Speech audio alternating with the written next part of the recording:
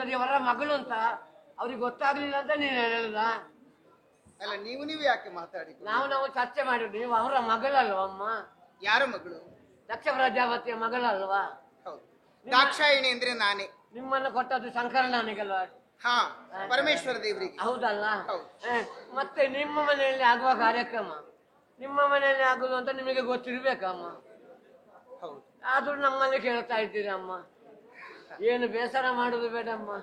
ಎಮ್ಮಯ ಸಂಗಡ ಬನ್ನಿರಮ್ಮ. ಇಲ್ಲ, ನೀವು ಹೇಳಿದ್ರಿ ಅಂತ ನಿಮ್ಮ ಜೊತೆಯಲ್ಲಿ ನಾನು ಬರುವ ಹಾಗಿಲ್ಲ. ಯಾಕಮ್ಮ? ಈಗ ನೀವು ಜೊತೆಯಾಗಿ ಹೋಗುತ್ತಾ ಇಲ್ವಾ? ಹೌದು. ನೀವು ಯಾರು ಹೇಳಿ? ಗಂಡ ಹೆಂಡತಿ. ಗಂಡ ಹೆಂಡತಿ. ಮೂರನೇವಳು. ಹಾಗಿದ್ರೆ ನನಗೂ ನಿಮ್ ಮದುವೆ ಆಗಿದೆ ಅಂತ ನೀವು ಹೇಳಿದ್ರಿ. ಹೌದು. ಹಾಗಿದ್ರೆ ನಾನು ನನ್ನ ಪತಿಯನ್ನು ಕೂಡಿ ಬರಬೇಡವೇ? ಅದೌದಮ್ಮ, ತಚಿಬಿಚ್ಚಿಗಳು ಇಬ್ಬರು ಬರಬೇಕು. ಅದೆಂತದ್ದು ಹಾಗೆ? ತಚಿಬಿಚ್ಚಿಗಳು ಸತಿಪತಿಗಳು. ಹೌದಮ್ಮ. ನಾವು ಜೊತೆಯಾಗಿ ಬರಬೇಕು ಅಂತ ನಿರ್ಧಾರ ಮಾಡಿದ್ದೇನೆ. ಆದ್ದರಿಂದ ನಾನು ನನ್ನವರೊಂದಿಗೆ ಹೇಳಿ ಅವರನ್ನು ಕೂಡಿಕೊಂಡು ಆದಷ್ಟು ಬೇಗ ಅಲ್ಲಿಗೆ ಬರ್ತೇನೆ. ನೀವು ಹೋಗಬಹುದು. ಎಂತದೆ ಸೀರೆ ಆಗಬೇಕಂತೆ ಅಮ್ಮ ಅವಳಿಗೆ. ಬೇರೇನು ಬೇಡ. ದೊಡ್ಡವರ ಮನೆಯಲ್ಲಿ ಆಗುವ ಕಾರ್ಯಕ್ರಮ ಆದೀತು. ನಮ್ಮ ಮೇಲೆ ಒಂದು ದೃಷ್ಟಿ ಇದೆಯಮ್ಮ. ಒಂದು ಒಳ್ಳೆಯ ವಿಷಯವನ್ನು ಹೇಳಿದಂತ ನಿಮ್ಮನ್ನು ನಾನೆಂದು ಮರೆಯುವ ಹಾಗಿಲ್ಲ. ಖಂಡಿತ ನಿಮಗೆ ನಾನು ಕೊಡ್ತೇನೆ. ಬಟ್ಟೆ ಸೀರೆ ಬೇಕು ಅಂತ ಆದೀತು. ಉಪಕಾರ ಹೊಂದಿದ್ದೇನಲ್ಲ, ಅದಕ್ಕಾಗಿ ನಿಮಗೆಲ್ಲ ಕೊಡೋಣ. ನೀವು ಹೋಗಿ.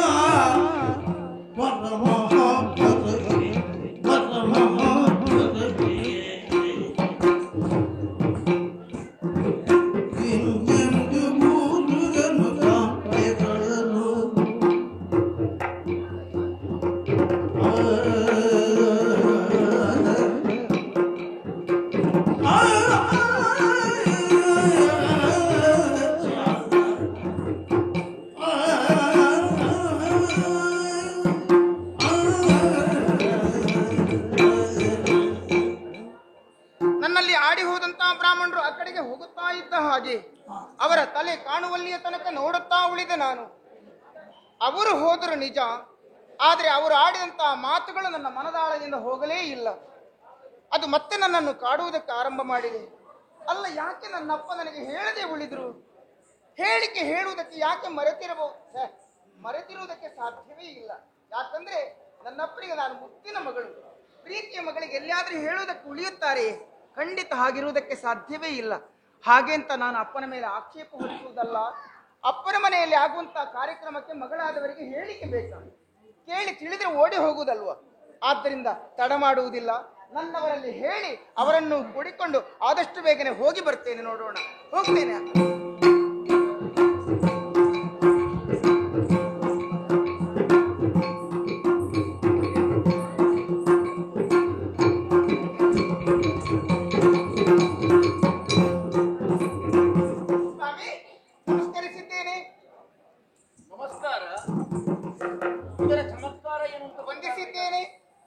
ಹೆಂಡತಿಯಾದವಳು ಗಂಡನಿಗೆ ನಮಸ್ಕಾರ ಕೈ ಮುಗಿದಿದ್ದೇನೆ.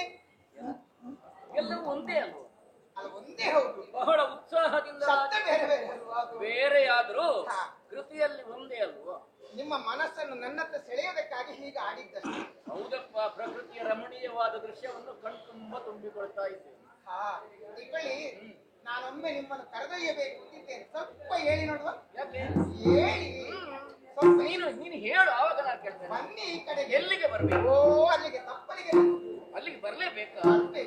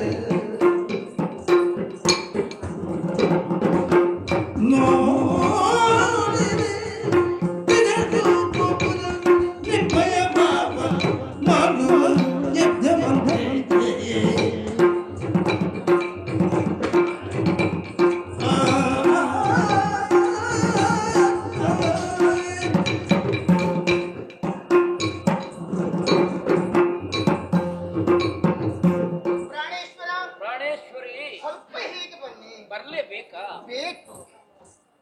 ಆ, ಆ ಕಡೆಗೆ ತಪ್ಪಲನ್ನು ನೋಡಿದಿರಲ್ಲ? ಓ, ಎತ್ತರವಾದ ಮರ ಉಂಟು, ಕೆಳಗೆ ಸರೋವರ ಉಂಟು, ಇನ್ನೇನು ಹರಿಯುತ್ತಿರುವಂತಹ ನದಿ ಉಂಟು, ಆಮೇಲೆ ದಾರಿ ಉಂಟು. ಆ ದಾರಿ ಉಂಟಲ್ಲ? ಹರದಾರಿ ಉಂಟು. ಹಾ, ಅದು ದಾರಿ ಯಾಕಾಗಿರುವುದು? ಹೋಗುವುದಕ್ಕೆ ನಡೆದುಕೊಂಡು. ಹಾಗಿದ್ರೆ ಅಲ್ಲಿ ದಾರಿ ಹೋಕರಿದ್ದಾರೆ ಅಂತ ಆಯ್ತು. ಖಂಡಿತವಾಗಿ. ದಾರಿಯಲ್ಲಿ ಹೋಗುವವರು ಯಾರು ಅಂತ ನೀವು ಗಮನಿಸಿದಿರಾ? ಯಾರಾದ್ರೂ ದಾರಿ ಹೋಗುವವರು ಹೋಗ್ತಾರೆ. ಅಲ್ಲ, ದಾರಿ ಹೋಕರು ಹೌದು, ಮತ್ತೇನು? ಆದ್ರೆ ದಾರಿ ಹೋಗುವವರು ಯಾರದು? ಒಂದೇ ಒಂದೇ ಯಾವ ವಿಚಾರದ ಬಗ್ಗೆ ನಾವು ಯಾಕೆ? ಅವರಿಗೇನೋ ಅಗತ್ಯ ಉಂಟು, ಎಲ್ಲಿಗೂ ಹೋಗಬೇಕು. ಹಾಗಲ್ಲ ಸ್ವಾಮಿ, ಎಲ್ಲಿಂದಲೋ ಹೊರಟಿದ್ದಾರೆ. ಒಂದೇ ವರ್ಗಕ್ಕೆ ಸಂಬಂಧಪಟ್ಟವರು ಅಷ್ಟು ಮಂದಿಯೂ ಹೋಗುತ್ತಾ ಇದ್ದಾರೆ. ಒಂದೇ ವರ್ಗದವರು. ಹೌದು, ಬ್ರಾಹ್ಮಣರು. ಬ್ರಾಹ್ಮಣರು ಅಷ್ಟು ಮಂದಿ ಹೋಗ್ತಿರುವುದನ್ನು ಸರಿಯಪ್ಪ. ಬ್ರಾಹ್ಮಣರು ಹೌದು ಅಂತಾದ್ರೆ ಎಲ್ಲಿಯೋ ಒಂದು ಪುಣ್ಯ ಕಾರ್ಯವಾಗುವುದಕ್ಕುಂಟು, ಅದರಲ್ಲಿ ಭಾಗವಹಿಸುವುದಕ್ಕೆ ಅವರು ಹೋಗ್ತಾ ಇದ್ದಾರೆ ಅಂತ ಅರ್ಥ ಅಲ್ಲ. ನೀವು ಹೇಳಿದ ವಿಷಯ ಸತ್ಯ. ಮತ್ತೆ ಒಳ್ಳೆ ಕಾರ್ಯಕ್ಕೆ ಹೋಗುತ್ತಾ ಇರುವುದು ಹೌದು. ಬ್ರಾಹ್ಮಣರು ಹೋಗ್ತಾ ಇದ್ದಾರೆ ಅಂತ ಆಗುವಾಗ ನನ್ನ ಮನಸ್ಸು ಕುತೂಹಲಕ್ಕೆ ಒಳಪಟ್ಟಿತು. ಹೌದಾ? ಕೇಳಿ ತಿಳಿಯಬೇಕು ಅಂತ ಆಸೆ ಆಯಿತು.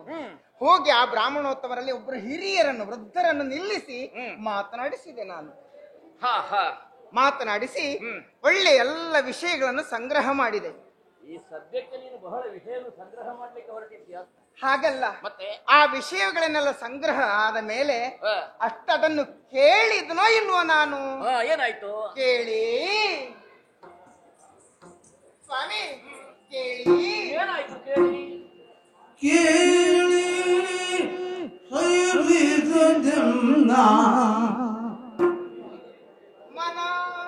ಮನವಲ್ಲಿ ಹೋಗದೆ ನೀವು ಹೇಳಿ ಹೇಳಿ ನೀ ಬಿಂದಿನ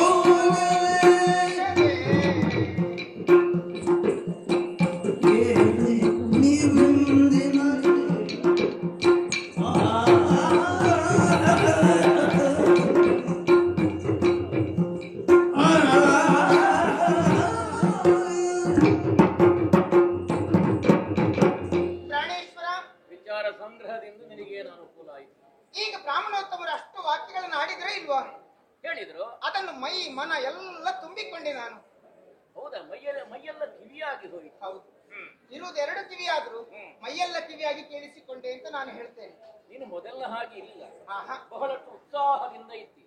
ಏನೋ ಒಂದು ಸಾಧನೆ ಮಾಡಿದ ಹಾಗೆ ನಿನ್ನನ್ನು ನೋಡುವಾಗ ಗೊತ್ತಾಗಿದೆ. ಇಲ್ಲಿಂದ ಅಲ್ಲಿ ಮತ್ತೆ ಸ್ವಲ್ಪ ಹೇಳಿ. ಎದ್ದು ಏನು ಮಾಡ್ಲಿಕ್ಕೆ ಹಾಗಲ್ಲ, ಅವರೆಲ್ಲ ಹೋಗುತ್ತಿರುವುದು ಎಲ್ಲಿಗೆ ಅಂತ ಹೇಳಿದ್ರಲ್ಲ, ಹೇಳಿದ್ಯಾ? ಅವ್ರು ಹೋಗುದು ಎಲ್ಲಿಗೆ ಗೊತ್ತಾ? ಅವರು ಎಲ್ಲಿಗೆ? ನಿಮ್ಮ ಮಾವನ ಮನೆಗೆ. ನನ್ನ ಮಾವ ಅಂತ ಹೇಳುವುದಕ್ಕಿಂತ ನೀನು ಅಪ್ಪನ ಮನೆಗೆ ಅಂತ ಹೇಳಿಕ್ಕೆ ಹೌದಪ್ಪ, ನನ್ನ ಅಪ್ಪ ಅಂತ ಹೇಳಿದ್ರೆ ನಿಮ್ಮ ಗಮನ ಆ ಕಡೆ ಅಷ್ಟು ಸೆಳೆಯುವುದಿಲ್ಲ. ನನ್ನ ಅಪ್ಪ ಹೌದು, ನಿಮ್ಮ ಮಾವನು ಹೌದಲ್ಲ. ಹೌದಲ್ಲ, ಹಾ ಪ್ರಶ್ನೆ ಅಲ್ವಾ? ಹೌದು. ಹೌದಲ್ಲ ಅಂತ ಹೇಳಿದ್ರೆ ಅಲ್ಲ ಅಂತ ಹೇಳಿದ್ರೆ ಅಲ್ಲ ಅಂತ ಹೇಳಲಿಕ್ಕೆ ಉಂಟಾ? ಹಾಗೆ ನನ್ನ ತಂದೆಯ ಮನೆ ಅಲ್ವಾ ಅದು? ನನ್ನ ತಂದೆ ನಿಮಗೇನಾಗ್ಬೇಕು? ಮಾವ ಅಲ್ವಾ?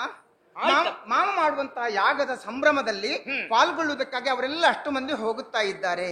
ಆದ್ದರಿಂದ ನಾನೊಂದು ತೀರ್ಮಾನ ಮಾಡಿದ್ದೇನೆ. ಏನು ತೀರ್ಮಾನ? ಇವತ್ತು ಆ ಯಾಗದಲ್ಲಿ ಪಾಲ್ಗೊಳ್ಳುವುದಕ್ಕೆ ನಾನು ಹೋಗಬೇಕು. ಆದ್ರೆ ನಾನು ಮಾತ್ರ ಅಲ್ಲ, ನಾನು ನೀವು ಒಟ್ಟಿಗೆ ಜೊತೆಯಾಗಿ ಹೋಗಬೇಕು. ಯಾಕಂದ್ರೆ ಅಲ್ಲಿ ಹೋಗುತ್ತಿರುವವರು ಅಷ್ಟು ಮಂದಿಯು ಸತಿಪತಿಯರು ಜೊತೆಯಾಗಿ ಹೋಗುತ್ತಾ ಇದ್ದಾರೆ. ಅದನ್ನು ಕಂಡಾಗ ಅವರಂತೆಯೇ ನಾವು ಕೂಡ ಅಲ್ಲಿ ಪಾಲ್ಗೊಳ್ಬೇಕು. ಏನು ಹೆಚ್ಚು ದಿವಸ ಇರುವುದಲ್ಲ, ಇವತ್ತು ಹೋಗುವುದು, ಆ ಯಾಗದಲ್ಲಿ ಪಾಲ್ಗೊಳ್ಳುವುದು, ಮತ್ತೆ ನಾಳೆ ತಿರುಗಿ ಈ ಕೈಲಾಸವನ್ನು ಬಂದು ಸೇರುವುದು, ಅಷ್ಟೇ. ಸಂಭ್ರಮವನ್ನು ಕಂಡಾಗ ನನಗೂ ಕೆಲವೊಂದು ಪ್ರಶ್ನೆಗಳು ಹುಟ್ಟಿಕೊಳ್ಳುತ್ತದೆ. ಅಲ್ಲಲ್ಲ, ಕೇವಲ ಅವರು ಮಾತ್ರ ಹೋಗುದು ಅಂತ ಭಾವಿಸಬೇಡಿ. ಮತ್ತೆ ಅಲ್ಲಿ ಅನ್ನ ಅಕ್ಕ ತಂಗಿ ಭಾವ ಎಲ್ಲ ಬಂದು ಸೇರಿಕೊಂಡಿದ್ದಾರಂತೆ. ಅಂತೂ ವಿಜೃಂಭಣೆಯಿಂದ ಅಲ್ಲಿ ಯಾಗ ಆಗ್ತದೆ ಅಂತ. ಹೋಗುವ ಅಕ್ಕ ಭಾವ ಎಲ್ಲ ಹೋಗಿ ಅವರವರ ಮನೆಯಲ್ಲಿ, ಆ ಬ್ರಾಹ್ಮಣರ ಮನೆಯಲ್ಲೆಲ್ಲ ಹೋಗಿ ನೀರು ಕುಡಿದು ಬೆಲ್ಲ ನೀರು ಕುಡಿದು ಹೋಗಿದ್ದಾರಂತೆ. ಹೌದಾ? ಹೌದು. ಎಲ್ಲರೂ ಸೇರ್ಬೇಕಾದಲ್ಲಿ ಸೇರಿ ಆಗಿ ಅವರೆಲ್ಲ ಹೋಗಿ ಸೇರಿ ಆಗಿದೆ ಅಲ್ಲಿಗೆ. ಆದ್ದರಿಂದ ನಾವು ಹೋಗುವ, ತಡ ಮಾಡಬೇಡಿ, ಈಗ ಮಾತಾಡಬೇಡಿ, ಬೇಗ ಅವಸರ ಮಾಡಬೇಡ. ಅವರು ಹೋಗುವಾಗ ಅವರಷ್ಟಕ್ಕೆ ಎದ್ದು ಹೋದದ್ದು ಅಲ್ಲ, ಅವರೇ ಹೋದ್ದು. ಅವರೇ ಹೋದದ್ದು ಅಂತ ಹೇಳಿದ್ರೆ ಅವರಿಗೆ ಒಂದು ಹೇಳಿಕೆ ಕೊಟ್ಟಿದ್ದಾರೋ ಇಲ್ಲ? ಹೇಳಿಕೆ? ಹೌದು. ಒಂದು ಕಾರ್ಯಕ್ರಮ ಮನೆಯಲ್ಲಿ ಆಗುತ್ತದೆ ಅಂತ ಆದ್ರೆ ಕೇಳಿ ಹೋಗುವುದಲ್ವಲ್ಲ, ಹೇಳಿಕೆ ಇದ್ರೆ ಮಾತ್ರ ಹೋಗಬೇಕಾದದ್ದಲ್ಲ. ಅಲ್ಲಲ್ಲ, ಅವರಿಗೆ ಹೇಳಿಕೆ ಇದ್ದಿರ್ಬೋದು. ಹೇಳಿಕೆ ಇಲ್ಲ. ನಿನಗೆ ಯಾರಾದ್ರೂ ಹೇಳಿದ್ದಾರ? ಅಲ್ಲ, ನಿನ್ನ ಅಪ್ಪನ ಮನೆಯಿಂದ ನನಗೇನಾದ್ರೂ ಒಂದು ಓಲೆ ಬಂದಿರ, ಒಬ್ಬ ಆಳನ್ನು ಕಳಿಸಿದ್ದಾನ, ಇಂಥದ್ದು ನಡೀತದೆ ನಮ್ಮ ಮನೆಯಲ್ಲಿ, ಅದಕ್ಕೆ ಬರಬೇಕು ಎನ್ನುವ ಹಾಗೆ ಹೇಳಿದ್ದಾನ? ಹೇಳಿಕೆ ಬೇಕಲ್ವಾ? ಅಲ್ವಾ? ಹೇಳಿಕೆ ಇಲ್ಲದೆ ಹೋಗುವುದು ಸರಿಯಾಗುತ್ತದ? ಆದ್ರೆ ಒಂದು ಏನು,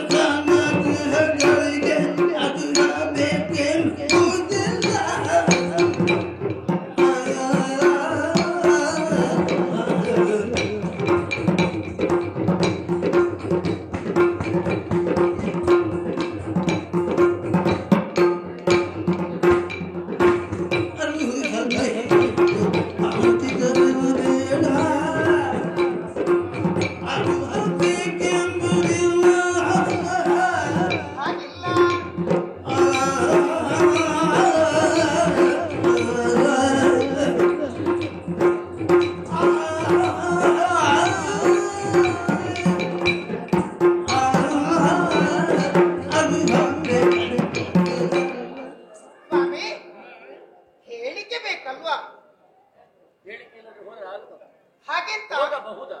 ಹೀಗ್ ಬನ್ನಿ. ನೀನು ಎಷ್ಟು ಸರ್ತಿ ನನ್ನ ನಡ್ಕೊಂಡು ಹೋಗ್ಲಿಕ್ಕಿಂತ ಹಾಗಲ್ಲ, ಹೇಳಿಕೆ ಇದ್ದೇ ಹೋಗಬೇಕು ಅಂತ ಏನಾದ್ರೂ ಉಂಟಾ? ಇಲ್ವಾ? ಹೇಳಿಕೆ ಇಲ್ಲದೆಯೂ ಹೋಗಬಹುದಲ್ಲ. ಯಾರು ಹೇಳಿದ್ರು ನಿನಗೆ? ಕೆಲವು ಕಡೆಗೆ ಹೇಳಿಕೆ ಬೇಕು ಅಂತ ಇಲ್ಲ. ಕೆಲವು ಕಡೆಗೆ ಅಂದ್ರೆ ಈಗ ಗುರುಮಠದಲ್ಲಿ ಆಗುವಂತ ಕಾರ್ಯಕ್ರಮ, ಅಲ್ಲಿಗೆ ಶಿಷ್ಯನಾದವನಿಗೆ ಹೇಳಿಕೆ ಬೇಕಾ? ಏ ಶಿಷ್ಯ, ಇಂಥ ದಿವಸ ಇಂಥ ಕಾರ್ಯಕ್ರಮ ನಡೀತದೆ, ಆದ್ದರಿಂದ ಗುರುಮಠಕ್ಕೆ ಬಂದು ಸೇವೆಯನ್ನು ಮಾಡು, ಹೀಗೆ ಹೇಳಬೇಕಾದ ಅಗತ್ಯ ಇಲ್ಲ. ಹೃದಯೇಶ್ವರಿ, ಓ, ಗುರುಮಠಕ್ಕೆ ಹೋಗುವಾಗ ಶಿಷ್ಯನಿಗೆ ಹೇಳಿಕೆ ಬೇಡ. ಖಂಡಿತ ಬೇಡ. ಹೌದು. ಅರಮನೆಯಲ್ಲಿ ಆಗುವಂತಹ ಕಾರ್ಯಕ್ರಮ, ಆಗ ಪ್ರಜೆಗಳಿಗೆ ಹೇಳಿಕೆ ಬೇಕು ಅಂತಿಲ್ಲ. ಓಹ್, ದೊರೆಗಳು ನಮಗೆ ಹೇಳಿಕೆ ಕೊಡ್ಲಿಲ್ಲ, ಆದ್ರಿಂದ ನಾವು ಹೋಗಬೇಕಾದ ಅಗತ್ಯ ಇಲ್ಲ, ಹಾಗೆ ಉದಾಸೀನತೆಯನ್ನು ತಾಳಲೇ ಕೂಡದು ಪ್ರಜೆಗಳಾದವರು. ಮತ್ತೆ ಗಂಡನ ಮನೆಯಲ್ಲಿ ಆಗುವಂತಹ ಕಾರ್ಯಕ್ರಮ, ಹೆಂಡತಿ ಆದವಳು ತವರು ಮನೆಯನ್ನು ಹೋಗಿ ಸೇರಿದ್ದರೂ ಕೂಡ ಓಡೋಡಿಕೊಂಡು ಬಂದು ಗಂಡನ ಸೇವೆಯಲ್ಲಿ ಪಾಲ್ಗೊಳ್ಬೇಕು, ಯಾಕಂದ್ರೆ ಅವರ ಮನೆಯ ಕಾರ್ಯಕ್ರಮ ಅದು, ಆದ್ರಿಂದ ಬರಲೇಬೇಕು. ಇನ್ನು ಮತ್ತೆ ಏನು, ತವರು ಮನೆಯಲ್ಲಿ ಆಗುವ ಕಾರ್ಯಕ್ರಮಕ್ಕೂ ಹಾಗೆ ಮಕ್ಕಳಾದವರು ಋಣ ತೀರಿಸಿಕೊಳ್ಳುವುದಕ್ಕಾದ್ರೂ ಹೋಗಿ ಆ ಕೆಲಸಕ್ಕೆ ಭಾಗಿಯಾಗಲೇಬೇಕು. ಆದ್ದರಿಂದ ನಾನು ಮಗಳಲ್ವಾ, ಅಪ್ಪನ ಮನೆಯಲ್ಲಿ ಆಗುವಂತ ಕಾರ್ಯಕ್ರಮ ಅಲ್ವಾ, ನಾನು ಹೋಗಲೇಬೇಕು. ಆದ್ದರಿಂದ ಹೇಳಿಕೆ ಬೇಡ, ಹೇಳಿಕೆ ಬೇಕು ಅಂತ ನೀವು ಆಲೋಚನೆ ಮಾಡಬೇಡಿ, ಹೋಗೋಣ. ಹೃದಯೇಶ್ವರಿ, ಏನು ನೀನು ಹೇಳಿದ್ದಕ್ಕೆಲ್ಲ ಸಮರ್ಥನೆ ಕೊಡ್ಲಿಲ್ಲ ಅಂತ ಆದ್ರೆ ನಾಳಿನವರೆಗೆ ಅದೊಂದು ಸಮಸ್ಯೆಯಾಗಿ ಉಳಿತದೆ, ಪ್ರಶ್ನೆಯಾಗಿ ಕಾಡ್ತದೆ. ಏನು ಸಮರ್ಥನೆ? ಹಾಗೆ ಆಗಲೇ ಕೂಡದು. ಅಂದ್ರೆ ಗುರುವಿನ ಮನೆಗೆ ಹೋಗುವುದಕ್ಕೆ ಶಿಷ್ಯನಿಗೆ ಹೇಳಿಕೆ ಬೇಡ, ಖಂಡಿತ ಬೇಡ. ಯಥಾರ್ಥವಾಗಿ ಆದ್ರೂ ಬೇಡ. ಇಲ್ಲಿ ಯಾರು ಗುರು ಯಾರು ಶಿಷ್ಯ ಅಂತ ಬೇಕಾದದ್ದು. ಅಂದ್ರೆ ನಿನ್ನ ಅಪ್ಪ ನನ್ನ ಗುರುವ, ನಾನು ಅವನ ಶಿಷ್ಯನ ಅಲ್ಲವಲ್ಲ. ಆಮೇಲೆ ರಾಜನ ಮನೆಯನ್ನು ಹೇಳಿದ, ಅರಸನ ಮನೆಗೆ ಹೋಗಬೇಕು ಅಂತ ಆದ್ರೆ ಹೇಳಿಕೆ ಬೇಡ. ಯಾರು ಅರಸ? ಅವ ಅರಸನ, ನಾನು ಅವನ ಪ್ರಜೆಯ. ಆಮೇಲೆ ಗಂಡನ ಮನೆಯಲ್ಲಿ ಆಗುವ ಕಾರ್ಯಕ್ರಮಕ್ಕೆ ಹೆಂಡತಿಗೆ ಹೇಳಿಕೆ ಬೇಡ. ಅವ ಯಾರು? ನನ್ನ ಗಂಡನ, ನಾನು ಅವನ ಹೆಂಡತಿಯ. ತಾಯಿ ಮನೆಯಲ್ಲಿ ಆಗುವಂತಹ ಕಾರ್ಯಕ್ರಮ ಅಲ್ವಾ? ಹೌದು. ಅವ ನನ್ನ ತಾಯಿ ಅಲ್ಲ, ಅವ ನನ್ನ ತಂದೆಯ. ಸ್ವಾಮಿ, ನೀವು ಹೇಳುವುದು ಸರಿ, ಆದ್ರೆ ನನಗ ತಾಯಿ ತಂದೆ ಹೌದಲ್ಲ, ಅದು ನನ್ನ ಅಪ್ಪನ ಮನೆ ಹೌದು ತಾನೆ. ನಾನು ಹುಟ್ಟಿದ ಊರಿಗೆ, ನನ್ನ ಹೆತ್ತ ತಾಯಿಯ ಮನೆಗೆ ನಾನು ಹೋಗದೇ ಇದ್ರೆ ಅಪರಾಧಿ ಆಗುವುದಿಲ್ಲವೇ? ಅಲ್ಲ ಹೃದಯೇಶ್ವರಿ, ಇಷ್ಟಕ್ಕೂ ನಾನು ಹೀಗೆಲ್ಲ ಹೇಳ್ತಾ ಇದ್ರೆ ನೀವೊಂದು ಉದಾಸೀನ ಭಾವ, ಅದಕ್ಕೊಂದು ಅಡೆತಡೆ, ಇಂಥದ್ದೆಲ್ಲ ಯಾಕೆ ಮಾತಾಡಬೇಕು? ಏನಾಗಿದೆ ನಿಮಗೆ? ನಿನ್ನ ಉತ್ಸಾಹದ ಚಿಲುಮೆಗೆ ತಣ್ಣೀರು ಎರಚುತ್ತೇನೆ ಅಂತ ಯೋಚನೆ ಮಾಡಬೇಡ. ಅಲ್ಲ, ಯಾವತ್ತೂ ನನ್ನಲ್ಲಿ ಹೀಗೆ ಹೇಳಿದವರಲ್ಲ. ಯಾಕಂದ್ರೆ ಇದುವರೆಗೆ ನಾನು ಅಪ್ಪನ ಮನೆಗೆ ಹೋಗಬೇಕು ಅಂತ ಹಠ ಹಿಡಿಯಲಿಲ್ಲ ನಿಮ್ಮಲ್ಲಿ. ಇವತ್ತೇನೋ ಹೋಗಬೇಕು ಅಂತ ನನಗೆ ಮನಸ್ಸಾಗಿದೆ, ಹೋಗಬೇಕು ಅಂತ ಅಂದೆ. ನನಗೆ ಮನಸ್ಸಾಗಿದೆ, ನನಗೆ ಮನಸ್ಸಿಲ್ಲ. ಅಷ್ಟಕ್ಕೆ ನೀವು ಬೇಡ, ಹೋಗುದು ಸರಿಯಲ್ಲ, ಹಾಗೆ ಹೀಗೆ ಅಂತ ಒಂದು ತಡೆಯ ಮಾತುಗಳನ್ನು ಆಡ್ತಾ ಇದ್ದೀರಿ. ಹೃದಯೇಶ್ವರಿ, ಯಥಾರ್ಥ ವಿಚಾರಗಳನ್ನು ನೀನು ಕೇಳಿ ತಿಳಿದುಕೊಂಡೆ ಅಂತ ಆದ್ರೆ ಖಂಡಿತವಾಗಿಯೂ ನಿನ್ನ ಮನಸ್ಸಿನಲ್ಲಿ ಬಹಳಷ್ಟು ಬದಲಾವಣೆಯಾಗಬಹುದು. ಏನು ತಿಳಿಯುವುದಕ್ಕಿದೆ? ಅದಕ್ಕೆ ಬೇಕಾಗಿ ಒಂದು ದಿವಸದ ಕಥೆಯನ್ನು ಹೇಳಬೇಕು ನಿನಗೆ. ಯಾವುದು? ಒಂದು ದಿವಸ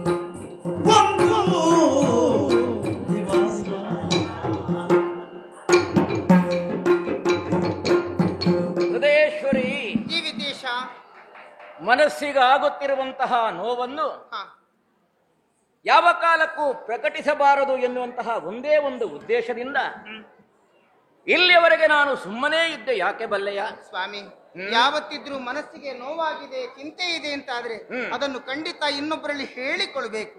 ಚಿಂತೆಯು ಚಿತೆಯೋಪಾದಿಯಲ್ಲಿ ದೇಹವನ್ನು ಸುಡುತ್ತದೆ, ಇದೊಂದು ಮಾತೇ ಇದೆಯಲ್ಲ. ಖಂಡಿತವಾಗಿ ಯಾವಾಗಲೂ ನಮ್ಮಲ್ಲಿದ್ದಂತ ನೋವನ್ನು ಇನ್ನೊಬ್ಬರಲ್ಲಿ ಹಂಚಿಕೊಂಡಾಗ ಮನಸ್ಸು ಹಗುರವಾಗುತ್ತದೆ.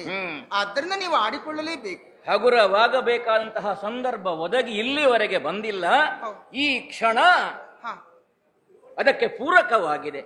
ಯಾವುದದು ವಿಷಯ? ಒಂದು ದಿವಸ ಜ್ಞಾನ ಸತ್ರವನ್ನು ಕೈಗೊಂಡವನಿದ್ದ ನರೀಚ ಬ್ರಹ್ಮ.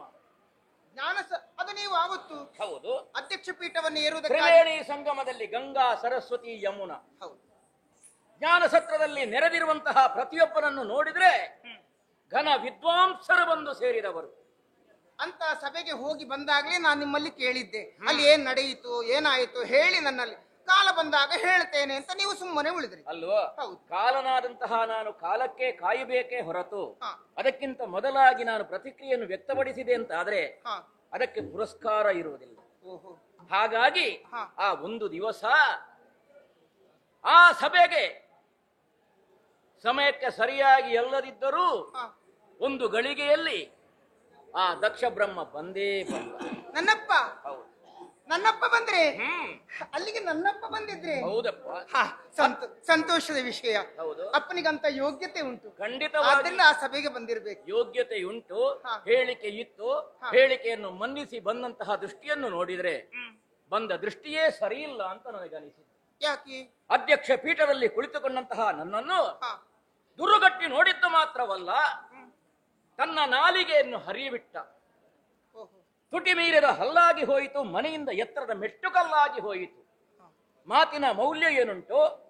ತನ್ನ ಯೋಗ್ಯತೆಯನ್ನು ಅರಿಯದೆ ಇನ್ನೊಬ್ಬನನ್ನು ಕೀಳು ಮಟ್ಟಕ್ಕೆ ಹೋಲಿಸಿಕೊಂಡು ಮಾತನಾಡಬೇಕು ಅಂತಾದ್ರೆ ಆ ವ್ಯಕ್ತಿಯ ಪ್ರತಿಷ್ಠೆಯಂತಹದ್ದು. ನಿನಗೆ ನಾನು ಗೌರವವನ್ನು ಕೊಟ್ಟರೆ ಮಾತ್ರ ನೀನೊಂದು ವ್ಯಕ್ತಿ ಆಗುತ್ತೀಯಾ, ಶಕ್ತಿ ಆಗುತ್ತೀಯಾ? ನಿನ್ನಲ್ಲಿ ಇರಬಹುದಾದಂತಹ ಗೌರವ ಏನುಂಟು ಅದನ್ನು ಇನ್ನೊಬ್ಬ ಗುರುತಿಸಿದ್ದಾನೆ ಅಂತ ಆದ್ರೆ ನೀನು ಶಕ್ತಿಯಾಗ್ತಿ, ವ್ಯಕ್ತಿ ಆಗುತ್ತಿ. ಅದನ್ನು ಹೊರತುಪಡಿಸಿ ಅಧ್ಯಕ್ಷ ಪೀಠದಲ್ಲಿ ಕುಳಿತವ ಹೇಳಬಾರದು, ಮಾತನಾಡಬಾರದು ಎನ್ನುವಂತಹ ಯೋಚನೆ ಇದ್ದರೂ ಕೂಡ ಏನೇನೋ ಆಡಿಬಿಟ್ಟ. ನನ್ನನ್ನು ಮರ್ಕಟನೆಂದನೋ, ಅಲ್ಲ ಸಂಸ್ಕಾರ ಇಲ್ಲದವನೆಂದನೋ, ಅಸುರರಿಗೇ ದೇವನೆನಿಸಿಕೊಂಡನೋ, ಅಲ್ಲ ನಾನು ಹಾಕಿಕೊಳ್ಳುವಂತಹ ಉಡುಗೆಗೆ ಬೆಲೆ ಕಟ್ಟಿದನೋ, ಇನ್ನೇನು ಪ್ರಪಂಚದಲ್ಲಿ ಈಶತ್ವವನ್ನೇ ಪ್ರಶ್ನಿಸುವ ಹಾಗೆ ಅವ ಪ್ರಶ್ನೆ ಮಾಡಬೇಕು ಅಂತಾದ್ರೆ ಅವನನ್ನು ಏನನ್ನಬೇಕು? ದಕ್ಷ ಎನ್ನುವಂತಹ 2 ಅಕ್ಷರಕ್ಕೆ ದಕ್ಷತೆಯನ್ನು ಮೆರೆಸುವಲ್ಲಿ ಸಾಧ್ಯವಾಗದೆ ಮರ್ಕಟನಂತೆ ಕುಣಿದು ಕುಪ್ಪಳಿಸಿ ಅವರದ್ದಾದಂತಹ ಯಾವುದೇ ನೀಚ ತುಚ್ಛ ಭಾವವನ್ನು ಆ ಜ್ಞಾನಿಗಳ ಮುಂದೆ ಪ್ರಕಟಪಡಿಸಿದ. ಸ್ವಾಮಿ, ಈಗ ನನ್ನಪ್ಪ ಹಾಗೆ ಆಡಿದ್ದಾರೆ ಎಂಬ ಕಾರಣ ಒಂದಿದ್ರೆ ಅದನ್ನ ಇಟ್ಟುಕೊಳ್ಳೋಣ. ಆದ್ರೆ ನನ್ನಪ್ಪ ಹೇಗೆ ಅಂತ ನನಗೂ ಗೊತ್ತಿದೆ. ಅವರು ಶೀಘ್ರ ಕೋಪಿಗಳು, ಹಾಗೆ ಅಂತ ದೀರ್ಘ ದ್ವೇಷಗಳಂತೂ ಖಂಡಿತ ಇಲ್ಲ. ಅವರು ಆ ದ್ವೇಷವನ್ನೆಲ್ಲ ಮನಸ್ಸಿನಲ್ಲಿ ಇಟ್ಟುಕೊಳ್ಳಿಕ್ಕೆ ಇಲ್ಲ ಅವರು. ಹೌದಾ? ನೀನು ಹೇಳಿದ ಹಾಗಿಲ್ಲ. ಆ ದ್ವೇಷ ಏನಾಗಿದೆ ಗೊತ್ತುಂಟ? ನಿರೀಶ್ವರ ಯಾಗಕ್ಕೆ ಪೂರಕವಾಗಿದೆ.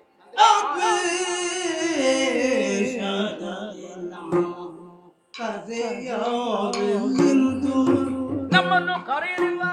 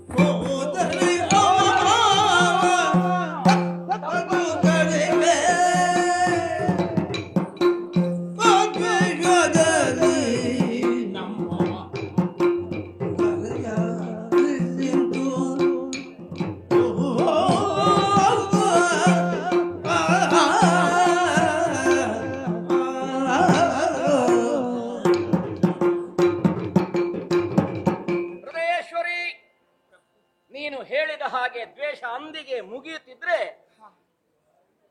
ಈ ಹೊಸ ಕತೆಗೆ ಹುಟ್ಟಿರಲಿಲ್ಲ. ಅಂದ್ರೆ ದೇಶವನ್ನು ಸಾಧಿಸಬೇಕು ಎನ್ನುವ ಹಾಗೆ ಯೋಚನೆ ಮಾಡಿದ. ಹ, ಹ. ಹೇಗೆ ಮಾಡಿದ? ಹೇಗೆ? ಆವತ್ತು ಜ್ಞಾನಯಜ್ಞವನ್ನು, ಕರ್ಮಯಜ್ಞವನ್ನು, ಇನ್ನೇನು ಬಹಳಷ್ಟು ಮಂದಿಗೆ ಗ್ಲಾಸವನ್ನು ಒದಗಿಸಬಹುದಾದಂತಹ ವಿಚಾರವನ್ನು ಲೋಕಕ್ಕೆ ಕೊಡುವಲ್ಲಿ ಆದದ್ದು ಮಹತ್ತರವಾದ ಸತ್ರ ಅಲ್ವಾ? ಅದು ಲೋಕದ ಹಿತಕ್ಕೆ ಬೇಕಾಗಿ ಆಗಿ ಹೋಗುವುದು. ಇವತ್ತು ದಕ್ಷ ಮಾಡುತ್ತಿರುವಂತಹ ಯಾಗ ಯಾರಿಗೂ ಏನನ್ನೂ ಕೊಡುವಂತಹದ್ದಲ್ಲ. ಇದು ಔಚಿತ್ಯ ಪೂರ್ಣವಾದದ್ದಲ್ಲ. ಯಾಕೆ ಅಂತ ಕೇಳಿದ್ರೆ ಹಗೆತನವನ್ನು ಸಾಧಿಸಬೇಕು ಎನ್ನುವಂತಹ ಒಂದೇ ಒಂದು ಲಕ್ಷ್ಯ. ಎಲ್ಲರಿಗೂ ಹೇಳಿಕೆ ಹೋಗಿದೆ, ಎಲ್ಲರೂ ಬಂದಿದ್ದಾರೆ, ಆದರೆ ನಮಗೆ ಹೇಳಿಕೆ ಕೊಡ್ಲಿಲ್ಲ. ನಾವಲ್ಲಿ ಇರಬಾರದು, ನಮ್ಮ ಅನುಪಸ್ಥಿತಿಯೇ ಇರಬೇಕು. ಜ್ಞಾನೇಶ್ವರನಾದಂತಹ ನನಗೆ ಕೊಡಬೇಕಾದಂತಹ ಕೊಡುಗೆ ಕೊಡುವಂತಹ ಅರ್ಹತೆ ಅವನಲ್ಲಿ ಎಲ್ಲಿಂದ ಬರಬೇಕು ಹೇಳು? ತುಚ್ಛ ಮನಸ್ಸನ್ನು ಹೊಂದಿದಂತಹ ದಕ್ಷ ಇವತ್ತು ಮಾಡಿದ್ದು ಆದರೂ ಏನನ್ನು ನಮ್ಮನ್ನು ವಿರೋಧಿಸಬೇಕು ಹಾಗೆ ಎಲ್ಲಿಯೂ ಇಲ್ಲ, ನಮ್ಮಲ್ಲಿಯೇ ಉಂಟು, ನಮ್ಮ ಮನೆಯೊಳಗಿರಬಹುದಂತ ಹಾಗೆ ಇವತ್ತು ಹೊಗೆಯಾಗಿ ಲೋಕ ಮುಖಕ್ಕೆ ಅದು ಏನಾಗಿದೆ ಅಂತ ಕೇಳಿದ್ರೆ ಏನನ್ನೋ ಮಾಡುವುದಕ್ಕೆ, ಯಾವುದನ್ನೂ ದಹಿಸುವುದಕ್ಕೆ ಅಲ್ಲ, ಜ್ಞಾನಿಗಳು ಯೋಚನೆಯನ್ನು ಮಾಡುವ ಹಾಗೆ ಮಾಡಿಬಿಟ್ಟಿದೆಯಲ್ಲ. ದೇಶವನ್ನು ಸಾಧಿಸುವುದಕ್ಕೆ ಇಂತಹ ಒಂದು ವೇದಿಕೆ ಅಗತ್ಯ ಉಂಟೆ ಕೇಳಿ. ಹಾಗಾದ್ರೆ ಹಾಗಾಗಿ ನಮ್ಮನ್ನು ಕರೆಯಲಿಲ್ಲ. ಒಂದು ವೇಳೆ ಕರೆಯಲಿಲ್ಲ ಎನ್ನುವ ಕಾರಣಕ್ಕೆ ಬೇಕಾಗಿ ಎಲ್ಲವನ್ನು ಮರೆತಿದ್ದಾನೆ ಎನ್ನುವಂತಹ ಯೋಚನೆಯನ್ನು ಮಾಡುತ್ತಾ ಆ ಒಳ್ಳೆಯ ಯೋಚನೆಗೆ ಫಲ ಸಿಕ್ಕಿತು ಅಂತ ಗ್ರಹಿಸಬೇಡ.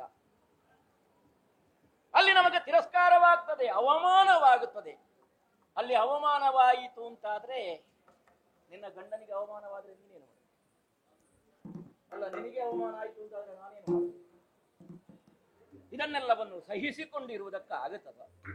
ಅಲ್ಲಿ ಮಾಡ್ತಾರೆ, ಹೋಗಿದ್ದಾರೆ, ಇದ್ದಾರೆ, ಸಂಭ್ರಮ ನಡೆಯುತ್ತಾ ಇದೆ ಎನ್ನುವಲ್ಲಿಗೆ ಆ ಯಾಗ ಅಲ್ಲಿಗೆ ಆಗಲಿ, ಹೋಗಲಿ, ಮುಗಿಲಿ, ನಮಗೆ ಯಾಕೆ? ನಮಗದರ ಲಕ್ಷ್ಯ ಬೇಕು. ಯೋಚನೆ ಮಾಡಬೇಡ, ಅದು ಬೇಡ, ನಾವು ಸುಮ್ಮನೆ ಇದ್ದೇವೆ. ಹಾಗೆ ಹೇಳ್ಬೇಡಿ. ಬೇಡ ಬೇಡ, ಹೋಗುವುದು ಬೇಡ. ಬೇಡ ಹೋಗದಿರೆಂಬ ವಚನವನ್ನಾಡಿ ಕೆಡಿಸದಿರೆಂಬ ನೀನಲ್ಲಿಗೆ ಹೋಗುವುದು ಬೇಡ. ಪತಿಯನ್ನು ಕಾಡಿದಳು ಕಮಲಾಕ್ಷಿ ಕಂಬನಿ ತುಂಬಿ ಗೋಳಿದು ಬೇಡ ಹೋಗಬೇಡ. ಹೋಗದಿರೆಂಬ ವಚನವನ್ನಾಡಿ ಕಡಿದದಿರೆಂಬ ಪತಿಯನ್ನು ಕಾಡಿದಳು ಕಮಲಾಕ್ಷಿ ಕಂಬನಿ ತುಂಬಿಯೇ ಗೋಳಿದ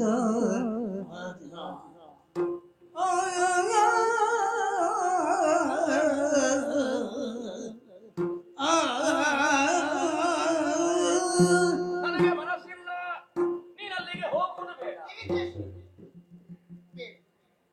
ಬೇಡ ಎಂಬ ಎರಡು ಅಕ್ಷರವನ್ನು ಆಡಿ ಕೆಡಿಸಬೇಡಿ, ತುಟಿಯನ್ನು ಎರಡಾಗಿಸಬೇಡಿ.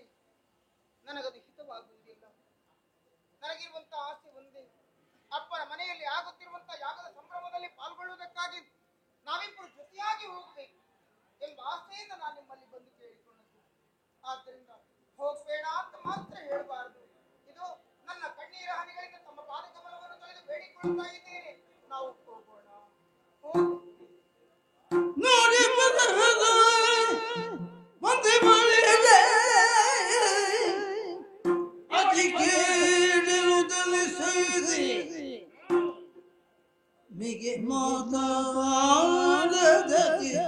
ಮೌನವನ್ನು ತಾನು ಇದನ್ನು ಭುಜಕ್ಕೆ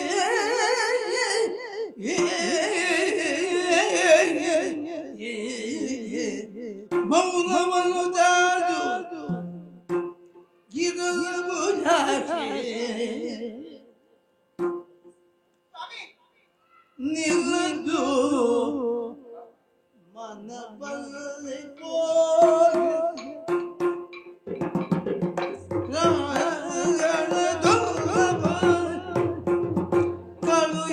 ಕಳುಹಿಸಲಾಗದೆ ನಿಲ್ಲದು ಮನ ಬರಲಿ ಹೋಗದೆ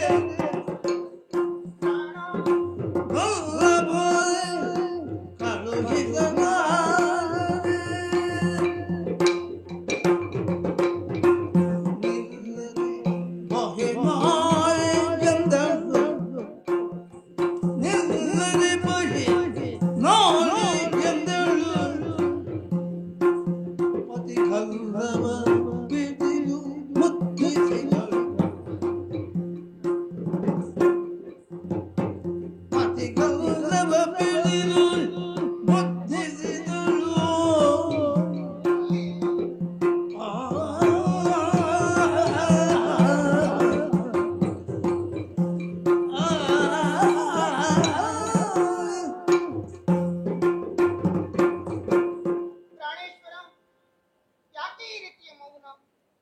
ಮಾತಾಡುತ್ತಾ ಇಲ್ವಲ್ಲ? ನಾನು ಒಂದು ಮಾತಾಡಿದರೆ ಸಾಕು, ಅದಕ್ಕೆ ಪ್ರತಿಯಾಗಿ 10 ಮಾತುಗಳನ್ನಾಡಿ ನನ್ನನ್ನು ಸಮಾಧಾನಗೊಳಿಸ್ತಾ ಇದ್ದವರು ತಾವುಗಳು. ಆದರೆ ಇಂದು ನಾನು 10 ಮಾತನ್ನಾಡಿದ್ರು ಒಂದು ಮಾತಿನಿಂದ ನನಗೆ ಸಮಾಧಾನದಲ್ಲಿ ಒಂದು ಮಾತಾಡುತ್ತಾ ಇಲ್ವಲ್ಲ? ಯಾಕೆ ಹೀಗೆ ಈ ರೀತಿಯ ಕೋಪ? ಕೋಪವೇ? ಹಾಗನ್ನಬೇಡಿ. ನಾನೇನು ಹೋದಳು ಅಲ್ಲೇ ಉಳಿಯುತ್ತೇನಾ? ನೀವು ಬರಬೇಕು ಅಂತಿತ್ತು, ನೀವು ಬಾರದಿದ್ದರೆ ತೊಂದರೆ ಇಲ್ಲ, ನಾನಾದರೂ ಹೋಗಬೇಕು. ನಾನು ಹೋಗಿ ಬರ್ತೇನೆ. ನಾನೇನು ಹೋದಳು ಅಲ್ಲೇ ಉಳಿಯುವುದಿಲ್ಲ, ನಾಳೆ ತಿರುಗಿ ಬರ್ತೇನೆ. ಆಗದೆ ಹೋಗ್ತೇನೆ. ನನ್ನನ್ನು ಕಳುಹಿಸಿಕೊಡಿ. ಮಾತಾಡಿ ಮಾತಾಡಿ ಮಾತಾಡದಿರುವುದು ಏಕೆ ಎಂಬಳು ಮಾತಾಡದಿರುವುದೇಕೆಂಬಳು ಜಗನ್ಮಾತೆ ನೋಡಿ, ಪಿಂಪಿಗುಗಿ ನಿಗ್ಗಿಗು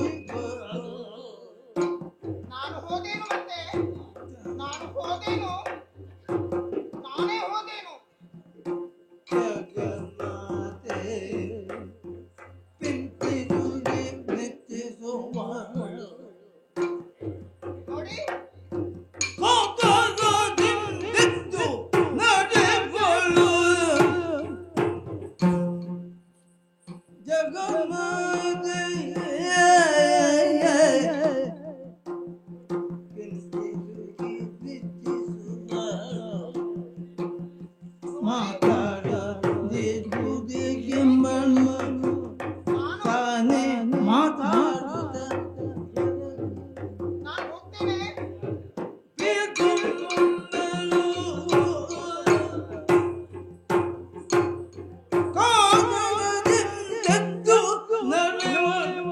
ಹೋಗ್ತೇನೆ.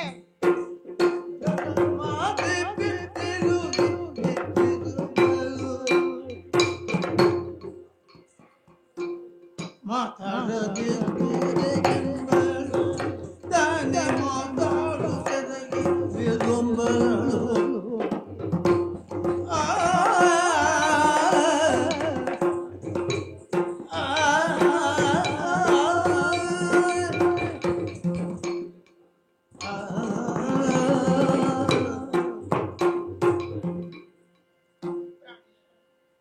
ಯಾಕೆ ಹೀಗೆ ಈ ರೀತಿಯ ಮೌನ? ನಿಮ್ಮ ಮೌನವನ್ನು ನೋಡಿ ಸಹಿಸಿಕೊಳ್ಳುವುದಕ್ಕೆ ನನಗಾಗುತ್ತಾ ಇಲ್ಲ. ಈ ಗೌರಿಯು ಹೋಗಬೇಕೆಂಬ ನಿರ್ಧಾರವನ್ನು ಮಾಡಿ ಆಗಿದೆ.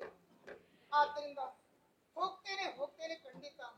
ನಾನು ಹೋದವಳು ತಿರುಗಿ ಬರ್ತೇನೆಯೂ ಹೌದು. ಆದ್ದರಿಂದ ನೀವು ಒಪ್ಪಿಗೆ ಕೊಟ್ಟು ಕಳುಹಿಸಿಕೊಡ್ಬೇಕಷ್ಟೇ. ಓ, ನನಗೆ ಗೊತ್ತಾಗ್ತದೆ ನೀವು ಯಾಕೆ ಈ ರೀತಿ ಅಂತ. ನಿಮ್ಮನ್ನು ಬಿಟ್ಟು ಹೋಗ್ತೇನೆ ಅಂತಲಾ? ಬೇಡ, ನಿಮಗೆ ಇಷ್ಟ ಇಲ್ವಾ? ನಾನು ಹೋಗುವುದಿಲ್ಲ.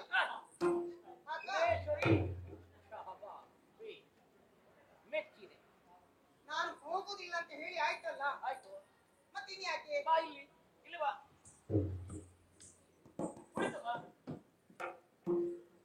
ಅದೇನು ಮುಖ ಹಾಗೆಲ್ಲ ಮಾಡೋದು? ಸದೇಶ್ವರಿ, ಹಾಗೆ ಹಾಗೆಂತದ್ದು? ಹಾಗಲ್ಲ, ಹೀಗೆ.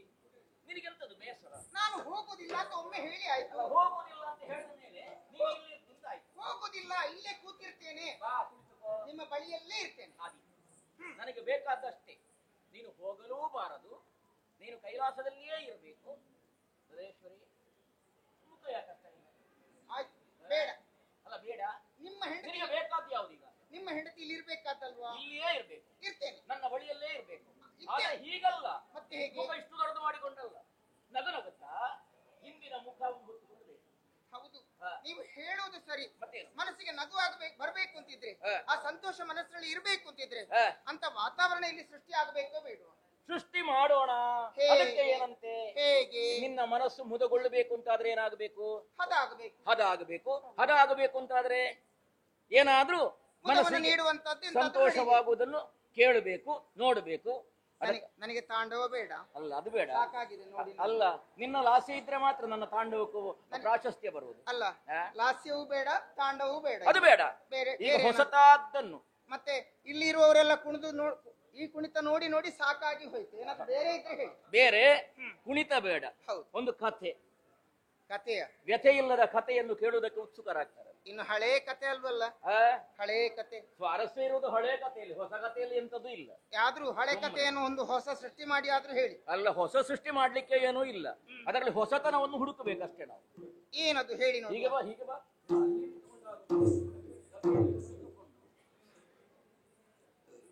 ಕಥೆ ಹೇಳಬೇಕು. ಹಾ. ಕುಳಿತುಕ. ಒಂದಾನೊಂದು ಊರಿನಲ್ಲಿ ಅಜ್ಜಿ ಇದ್ಲು ಅಲ್ವಾ? ಅದೇ ಅಲ್ವಾ ಕತೆ? ಇದು ಕೇಳಿ ಅಜ್ಜಿ ಕತೆ ಕೇಳಿ ಸಾಕಾಗಿ ಹೋಗಿದೆ ನಮಗೆ. ಆ ಅಜ್ಜಿ ಕತೆ ಯಾಕೆ ನಮ್ಗೆ? ಹಾಗಾದ್ರೆ ತೋಳದ ಕಥೆ ಅದೀತ? ಅದೊಂದು ಪ್ರಾಣಿ ಕತೆ ಅಲ್ವಾ? ಹೌದು. ಅದು ಬೇಕಾ ನಮ್ಗೆ? ಅಲ್ಲ, ಪ್ರಾಣದ ಕಥೆ ಆಗ್ತದೆ. ಹಾ, ಪ್ರಾಣಿ ಹೌದಲ್ಲ? ಹೌದಲ್ಲ? ಈ ಅಜ್ಜಿಯ ಕಥೆಯಲ್ಲಿ ಸ್ವಾರಸ್ಯ ಉಂಟು, ಗೊತ್ತಾ ನಿನ್ಗೆ? ಯಾವುದದು? ಅವಳಿಗೆ ಸರಿಯಾಗಿ ಕಣ್ಣು ಕಾಣಿಸ್ತಿರ್ಲಿಲ್ಲ. ಇದು ಕಣ್ಣು ಕಾಣದವರ ಕಥೆಯ? ಹೌದು. ಯಾರಿಗೆ ಬೇಕು ಅವರ ಪಾಡು. ಅಲ್ಲ, ಪಾಡಿ ಯಾಕೆ ಅಂತಲ್ಲ, ಆದ್ರೂ ಕಣ್ಣು ಕಾಣದವರು ಕೂಡ ಪರಿಶ್ರಮವನ್ನು ಪಡ್ತಾರಲ್ಲ, ಅದರಲ್ಲಿ ನಾವು ಸಂತೋಷ ಪಡ್ಬೇಕು. ಆಯ್ತು, ಏನು ಪೂರ್ಣವಾದಂತಹ ಅಂಗವನ್ನು ಹೊಂದಿದವರು ಎಲ್ಲಿಯೂ ಹೋಗಿ ಬೇಡ್ತಾರೆ, ನನಗೆ ಅದು ಸರಿ ಇಲ್ಲ, ಇದು ಸರಿ ಇಲ್ಲ, ಅದು ಕೊಡಿ, ಇದು ಕೊಡಿ ಅಂತ. ಇವರು ಹಾಗಲ್ಲ. ಏನ್ ಮಾಡ್ತಾರೆ? ಏನು? ದುಡಿಯುತ್ತಾರೆ. ತನ್ನ ದುಪ್ಪಟ್ಟು ಹರಿದು ಹೋಗಿದೆ. ಕಣ್ಣು ಕಾಣದವಳು ಅಜ್ಜಿ, ಅವಳು ದುಡಿತಾಳ. ಹೌದು. ಅವಳು ಏನ್ ದುಡಿತಾಳೆ ಅಂದ್ರೆ ಅವಳ ಉಟ್ಟಂತಹ ಸೀರೆ ಹರಿದು ಹೋಗಿತ್ತು. ಇದು ಹರಕು ಬಟ್ಟೆಯ ಕತೆ ಯಾಕಪ್ಪ? ಅಲ್ಲ, ಹರಕು ಬಟ್ಟೆ ಸರಿಯಾಗದಿದ್ರೆ ಹರಕು ಇದ್ದು ಹರಕೇ ಆಗಿ ಹೋಗುದಿಲ್ವಾ? ಅದಕ್ಕೆ ಏನ್ ಮಾಡೋದು? ಒಂದು ಹೊಲಿಬೇಕು ಅದನ್ನ. ಯಾರಾದ್ರೂ ಹೊಲಿದು ಕೊಡ್ತಾರ? ಇಲ್ವಲ್ಲ. ಅಜ್ಜಿ ಅಲ್ವಾ ಅವಳು? ಅವಳೇ ಒಂದು ಸೂಜಿಯನ್ನು ತೆಗೆದುಕೊಂಡು ನೂಲನ್ನು ಕೂಡಿಸಿ ಹೊಲಿತಾ ಇದ್ಲು. ಹೊಲಿತಾ ಇದ್ಲ. ಸ್ವಲ್ಪ ಹೊತ್ತಾಗುವಾಗ ನೂಲು ತುಂಡಾಯಿತು, ಸೂಜಿ ಕೆಳಗೆ ಬಿತ್ತು. ನೀನು ಹಾ ಅಂತ ಹೇಳಿದ್ರೆ ಸೂಜಿ ಸಿಗ್ತದ? ಹುಡುಕ್ಬೇಕು. ನೀನು ಹುಡುಕಬೇಕು ಅಂತ ಹೇಳಿದ್ರೆ ಸೂಜಿ ಸಿಗ್ತದ? ಅಲ್ಲ, ಎಲ್ಲಿ ಬಿದ್ದಿದೆಯೋ ಅಲ್ಲಿ ಹುಡುಕ್ಬೇಕು. ಅಲ್ಲ, ಎಲ್ಲಿ ಬಿದ್ದಿದೆ ಅಂತ ಹೇಳಿದ್ರೆ ಅಜ್ಜಿಗೆ ಕಾಣ್ತದ? ಅಲ್ಲ, ಕಂಡವರು ಹುಡುಕಬೇಕು. ಯಾರು ಕಂಡವರು? ಯಾರು ಇರ್ಲಿಲ್ಲ ಅಲ್ಲಿ. ಮತ್ತಿನ್ನೇನು ಮಾಡುದು? ಏನು ಮಾಡೋದು? ಹಾಗೆ ಹೇಳ್ತಾ ಇದ್ರೆ ಕತೆ ಮುಗೀತದ? ಕತೆ ಮುಗೀತದ. ಅದಕ್ಕೆ ಹೇಳಿದ್ದು, ಆ ಬಗ್ಗೆ ಆಲೋಚನೆಯನ್ನ ಮಾಡಬೇಡ. ಇದು ಆ ಕತೆ ಅಲ್ಲ, ಇದು ಆ ಕತೆ ಬೇಡ. ಆ ಕತೆ ಬೇಡ. ನಾನು ಹೇಳ್ತೇನೆ, ಈ ಕತೆಗೊಂದು ಉಪಕತೆ ಕೊಡುವ ನಾವು. ಏನು ಕೊಡ್ತಿ? ಈಗ ನನ್ನ ಕಥೆಯಲ್ಲಿ ಒಳ್ಳೆ ತಿರುಳುಂಟು, ಆಮೇಲೆ ಹುರುಳುಂಟು. ಹರಳುಂಟ? ಹರಳ? ಅದ್ಯಾಕೆ ಹರಳು ಈಗ? ಅಂದ್ರೆ ತಿರುಳುಂಟು ಅಂತಾದ್ರೆ ಹರಳುಂಟು ಅಂತ ಲೆಕ್ಕ ಅಲ್ಲ. ಹಾಗಲ್ಲ, ಇದು ಒಳ್ಳೆ ಕತೆ. ನಾನು ಹೇಳೋದಕ್ಕೆ ಆದ್ರೆ ಒಂದು, ನಾನು ಹೇಳುವಾಗ ಮಾತ್ರ ನೀವು ಹೂ ಅನ್ಬೇಕು. ಬೇರೆ ಹಾಗೆ ಹೀಗೆ ಅಂತ ಮಾತಾಡಬಾರ್ದು, ತಡೆ ಆಡಬಾರ್ದು. ಹೂ ಹುಟ್ಟಿದ್ರೆ ಸಾಕು. ಇದು ಅಲ್ಲ, ಎಲ್ಲದಕ್ಕೂ ಹೂ ಹುಟ್ಲಿಕ್ಕೆ ಆಗ್ತದ? ಹೂ ಹುಟ್ಟಬೇಕು. ಕತೆ ಅಂದ್ರೆ ಹಾಗೆ ಅಲ್ವಾ? ಕತೆ ಹೇಳುವಾಗ ಕೆಲವೊಂದು ಸಂದರ್ಭದಲ್ಲಿ ಹೂಂಕರಿಸುವುದಕ್ಕೆ ಆಗುದಿಲ್ಲ. ಯಾಕೆ? ಅದು ಸಂಬಂಧ ಇರುವುದಿಲ್ಲ ಕತೆಗೂ ಅದಕ್ಕೂ. ಅಲ್ಲ, ಪ್ರಶ್ನಾರ್ಥಕ ಚಿಹ್ನೆ ಏನಾದ್ರೂ ಬಿತ್ತು ಅಂತ ಆದ್ರೆ ಆವಾಗ ಪ್ರಶ್ನೆ ಮಾಡಿ, ತೊಂದ್ರೆ ಇಲ್ಲ. ಇದು ಹಾಗಲ್ಲ, ಕತೆ ಹೇಳ್ತಾ ಹೋಗುದು ಅಷ್ಟೇ. ಒಂದಾನೊಂದು ಊರಿನಲ್ಲಿ ಹೇಳ್ತೇನೆ, ಹೂ ಅನ್ಬೇಕು. ಒಂದಾನೊಂದು ಊರಿನಲ್ಲಿ ಅಂದ್ರೆ ಹೀಗೆ? ಹಾಗಲ್ಲ, ಒಂದಾನೊಂದು ಊರಿನಲ್ಲಿ ನಾನು ಹಾಗೆ ಮಾಡ್ಬೇಕಲ್ಲ, ಹೂ ಅಂತ ಹೀಗೆ. ನಿಮ್ಮ ಹತ್ರ ಅಭಿನಯಿಸ್ಲಿಕ್ಕೆ ಹೇಳಿದ್ ನಾನು. ನೀವು ಹೂ ಅನ್ನಿ ಅಂತ ಅಷ್ಟೇ ಹೇಳಿದ್ದು, ಅಭಿನಯಿಸಬೇಕು ಅಂತ ನಾನು ಹೇಳಲಿಲ್ಲ. ಆಯ್ತು. ಒಂದಾನೊಂದು ಊರಿನಲ್ಲಿ ಒಬ್ಬ ದಕ್ಷ ರಾಜನಿದ್ದ. ದಕ್ಷ ಅಂದ್ರೆ ಸಮರ್ಥ ಅಂತ. ನಿಮ್ಮ ಹತ್ರ ನಾನು ಬೇರೆ ಪ್ರಶ್ನೆ ಮಾಡ್ಲಿಕ್ಕೆ ಕೇಳಲಿಲ್ಲ. ಆದ್ರೆ ನನಗೆ ಸಂಶಯ ಬರ್ತದಲ್ಲ, ನೀವು ಸಂಶಯಕ್ಕೆ ಪರಿಹಾರ ಇಲ್ಲಿಂದ. ನಾನೇ ಹೇಳ್ತೇನೆ ಹೇಳಿದ್ದೇನಲ್ಲ. ಸಂಶಯಾತ್ಮ ವಿನಶ್ಯತಿ ಅಂತ. ನೋಡಿ ನೋಡಿ, ನಾನು ನಾನು ಮಧ್ಯೆ ಮಾತಾಡಬಾರ್ದು ಅಂತ ಹೇಳಿದ್ದೇನೆ. ನಿನಗೆ ಹ್ಞೂ ಅಲ್ಲ, ಅಂತ ಹೇಳ್ಬೇಕು. ನೀನೆಲ್ಲಿಯೋ ಬಾಯಿಪಾಠ ಮಾಡಿಕೊಂಡು ಬಂದ ಕಥೆ ಹಾಗಲ್ಲ, ನನಗೆ ಮಧ್ಯೆ ಮಾತನಾಡಿದ್ರೆ ಆಗುದಿಲ್ಲ ಅಂತ. ಕಥೆಯನ್ನು ಹೇಳ್ತಾ ಹೋಗುವಾಗ ಮಧ್ಯದಲ್ಲಿ ಬಾಯಿ ಹಾಕಿ ಏನಾದ್ರೂ ಬೇರೆ ಮಾತಾಡಿದ್ರೆ ಕತೆ ಬಿಟ್ಟು ಹೋಗ್ತದೆ. ನಾನು ಅದೇ ಕೇಳಿದ್ದೀಗ. ನೋಡಿ, ಅದಕ್ಕೆ ಹೇಳುದು, ಏಕಾಗ್ರತೆ ಬೇಕು, ಕಥೆಯಲ್ಲಿ ತಲ್ಲೀನರಾಗಬೇಕು, ಎಲ್ಲರೂ ಕಿವಿಗೊಟ್ಟು ಕೇಳಬೇಕು, ಆವಾಗ ಎಲ್ಲ ಗೊತ್ತಾಗ್ತದೆ. ನನಗೊಂದು ಸಂಶಯ ಹುಟ್ಟಿಕೊಳ್ಳುವುದು ಹೆಚ್ಚು, ಹಾಗಾಗಿ ನಾನು ಪ್ರಶ್ನೆ ಮಾಡ್ತೇನೆ. ಅದೇ ನಿಮ್ಮ ಪ್ರಶ್ನೆಗಾಗ ನೀವು ಹೇಳಿದ್ದೇ ಬರ್ತದೆ ಮಾತು. ಆದ್ದರಿಂದ ಹೇಳುದು ಸಂಶಯ ಬೇಡ. ಒಂದಾನೊಂದು ಊರಿನಲ್ಲಿ ಒಬ್ಬ ದಕ್ಷ ರಾಜನಿದ್ದ. ಅವನಿಗೆ 10 ಮಂದಿ ಹೆಣ್ಣು ಮಕ್ಕಳಿದ್ರು. ಅದರಲ್ಲಿ ಒಬ್ಬಳು ಪ್ರೀತಿಯ ಮಗಳಿದ್ಲು. ಆ ಮಗಳನ್ನು ಮದುವೆ ಮಾಡಿ ಕೊಟ್ಟಾಗಿತ್ತು. ಒಂದ್ ದಿವಸ ಅಪ್ಪನ ಮನೆಯಲ್ಲಿ ಒಳ್ಳೆ ಸಂಭ್ರಮದ ಕಾರ್ಯಕ್ರಮ ಏರ್ಪಟ್ಟಿತ್ತು. ಈ ವಿಷಯ ಸಣ್ಣ ಮಗಳಿಗೆ ಗೊತ್ತಾಯಿತು. ಅವಳಿಗೆ ಹೋಗಬೇಕು ಅಂತ ಅನ್ನಿಸಿತ್ತು. ತನ್ನ ಗಂಡನಲ್ಲಿ ಹೋಗಿ ಕೇಳಿಕೊಂಡು, ಸ್ವಾಮಿ, ನಾನು ಅಪ್ಪನ ಮನೆಗೆ ಹೋಗಿ ಬರಲಿ? ನಾನು ಹೋಗಿ ಬರ್ತೇನೆ, ನನ್ನನ್ನು ಕಳುಹಿಸಿಕೊಡಿ, ನಾನು ಹೋಗಬೇಕು, ನಾನೊಂದು ಹೋಗಲೇಬೇಕು, ಕಳುಹಿಸಿಕೊಡಿ. ಹೋಗಬೇಕು, ಹೋಗಲೇಬೇಕು. ಹಲವು ಬದಿಯಲ್ಲಿ ಕಾಂತೆ ನಿಜ ಕಾದವಗೆ ಕರುಣವ ತೋರಿ ಅಯ್ಯೋ, ಚಿತ್ತವನ್ನೊಲಿದಾಗದೆ ಹಲವು ಬದಿಯಲ್ಲಿ ಕಾಂತೆ ನಿಜ ಕಾದವಗೆ ಕರುಣವ ಚಿತ್ತವನ್ನೊಲಿಸಲಾಗದೆ ಒಂದು ದಶ ಅಪಾರ ವಶದೆ ಒಂದು ದಶ ಅಪಾರ ವಶದೆ ಕಾಂತೆ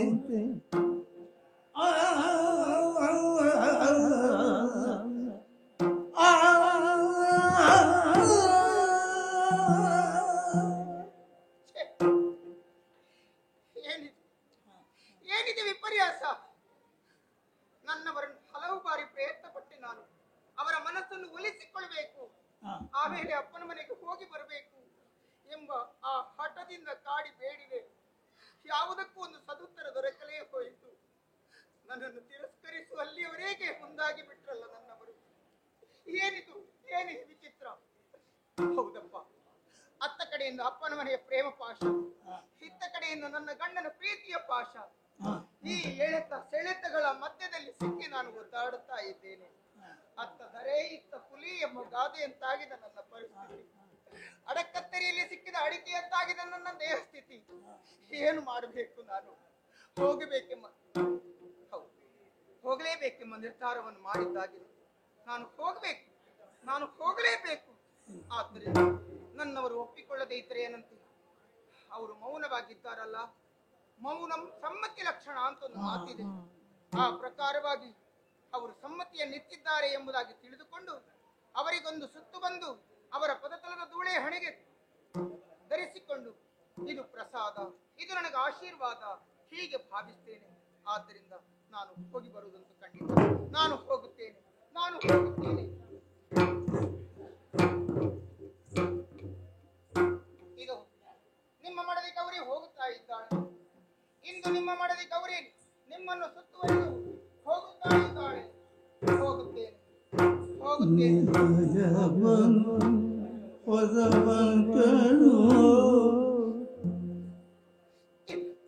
ನಿಲಯವನು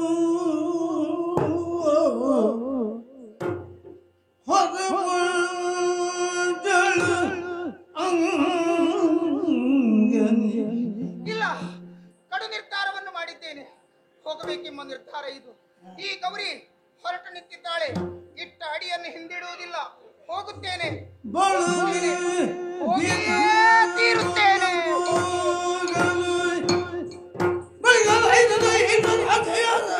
ಮೇಲೆ ಪರಿವಾರ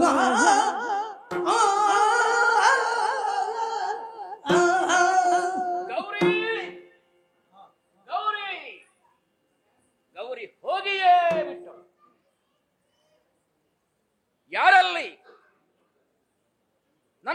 ಇದೇ ತೆರನಾಗಿ ಹೋಗಬೇಕಾದದ್ದಲ್ಲ. ವಿಶೇಷವಾದಂತಹ ಅಲಂಕಾರದೊಂದಿಗೆ ಹೋಗಬೇಕು ಅಂತಾದ್ರೆ ನೀವು ದಂಡಿಗೆಯನ್ನು ಏರಿಸಿ ಅವಳನ್ನು ದಕ್ಷಿಣ ಯಾಗಕ್ಕೆ ಕಳೆದುಕೊಂಡು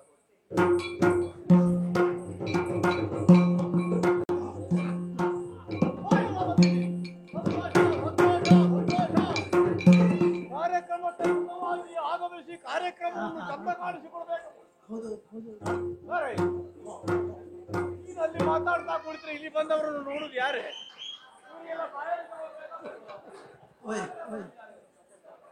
ಒಂದು ಉಪಚಾರ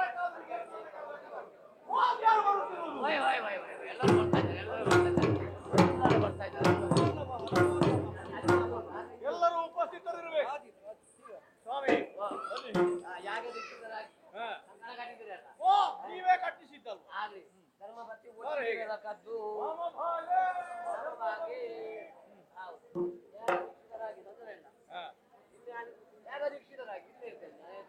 ಒಳ್ಳೆ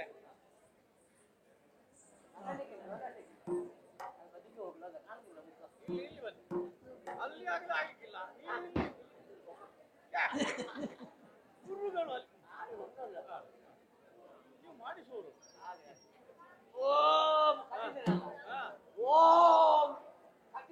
ಯಾವುದು ಅದು ಅವಳ ಕೊರಳಿಗೆ ಮಾಂಗಲ್ಯ. ಅದಾದ್ರೆ ಮೊದಲು ನಾವು ಪ್ರಾರಂಭ ಮಾಡುವುದಲ್ಲ.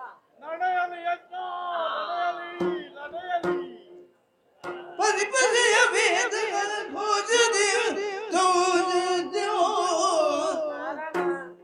ನೆರೆದಿರುವ ಸಕಲ ಮುನಿ ಜಾಗದಿ ಮೇಳದ್ಯೋ ಉರುದರುದಿ ಮೆರೆವ ಅಧಿಕ ಹೋಮದೇವ ನೇಮದಿಂದ ಕೇಳ ಸಂಭ್ರಮಗಳಿಂದ ಸುಲಭ ಮುಖ್ಯ ಮಧುರ ವರ್ಗದಿಂದ ಗಿರಟು ಮಡಿ ಅತಿಶಯ ಆನಂದದಿ ಚಂದ್ರದ್ಯೋ ಧವೆಗೆ ಮಂತ್ರದ್ಯೋ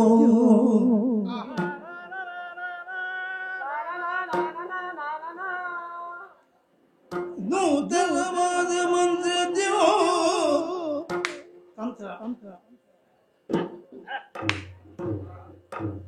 ನನ್ನವರಿಗೆ ನಾನು ಬರುವುದು ಬೇಡ ಅಂತ ತಂತ್ರದಿ ಮೆರೆದುದ ಯಜ್ಞ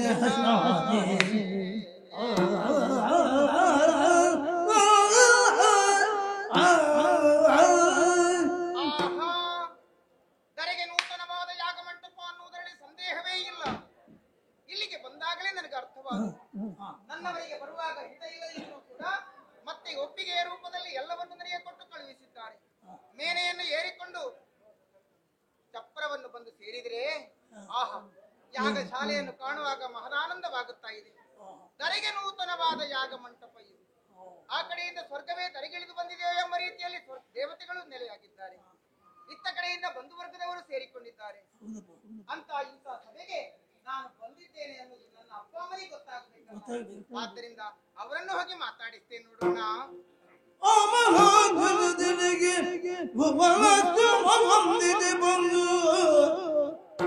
ಬಂದು ಸ್ತೋಮ ತಾಯಿ ತಂದೆಯರು ಕಾಣುತ್ತ ಅಪ್ಪ, ನಿಮ್ಮ ಮಗಳು ಒಂದಿಸಿಕೊಳ್ಳುತ್ತಾ ಇದ್ದಾಳೆ. ನನಗೆ ಆಗೊಬ್ಬ ಮಗಳಿಲ್ಲ, ಮಗಳು ಸತ್ತಿದ್ದಾಳೆ.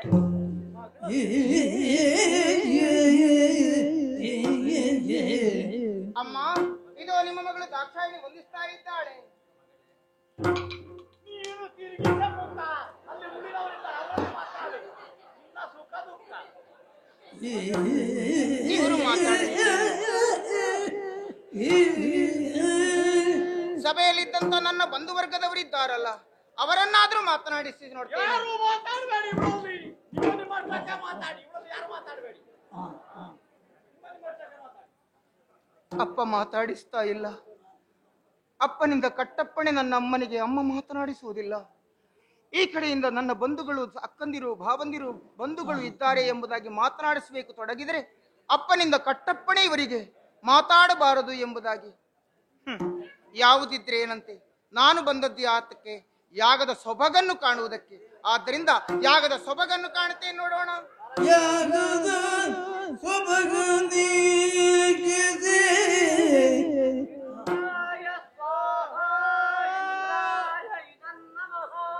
ಇಂದ್ರನಿಗೆ ವಿಸ್ತರ್ಪಣೆಯಾಗುತ್ತಾ ಇದೆ.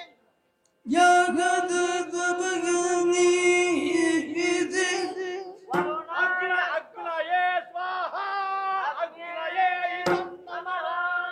ಅಗ್ನಿಗೆ ಹವಿಸ್ಸು.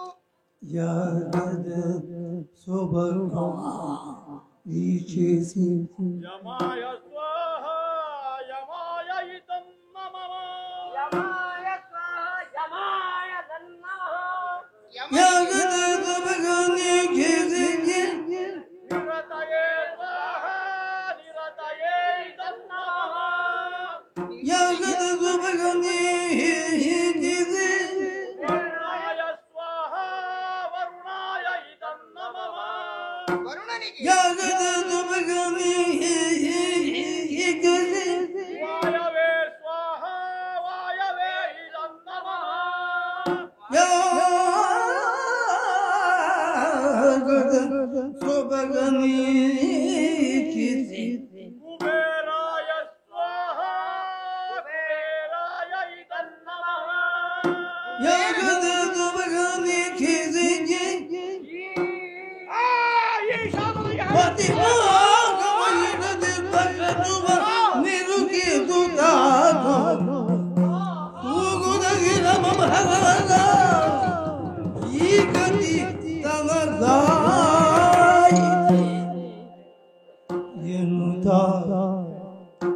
ಅಳಲಿಗಳು ಸಭೆಯುಳು ಏತಕ್ಕೆ ಬಂದೆನು ತಾನೆ ಅದಕ್ಕೆ ಮಾಡುವ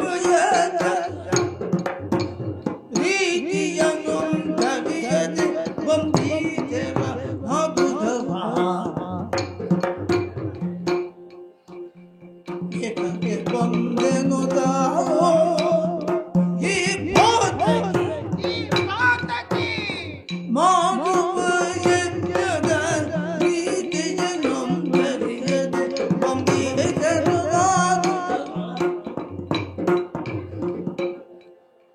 ಪತಿಗಳಿಗೆ ದೈವಜುದಿ ಚದುವಿನ ಭಾಗವ ಕೊಡದಿರ ಮತಿಯುತಯೋರಿ ಬುದ್ಧಿಯು ಇದಕ್ಕೆ ಏತಕ್ಕೆ ಬಂತು ಹಾ ಶಿವನೇ. ಅತಿ ದುಷ್ಟರು ಬೂದಿಯ ದುರ್ಮದಿಗಳ ಮತ್ತೆ ಕಿರುವನ್ನು ಏತಕ್ಕೆ ಬಂದೆನು ಓ ವಿಧಿಯೇ ಗತಿಯೇ ನನ್ನ ಅಕಟ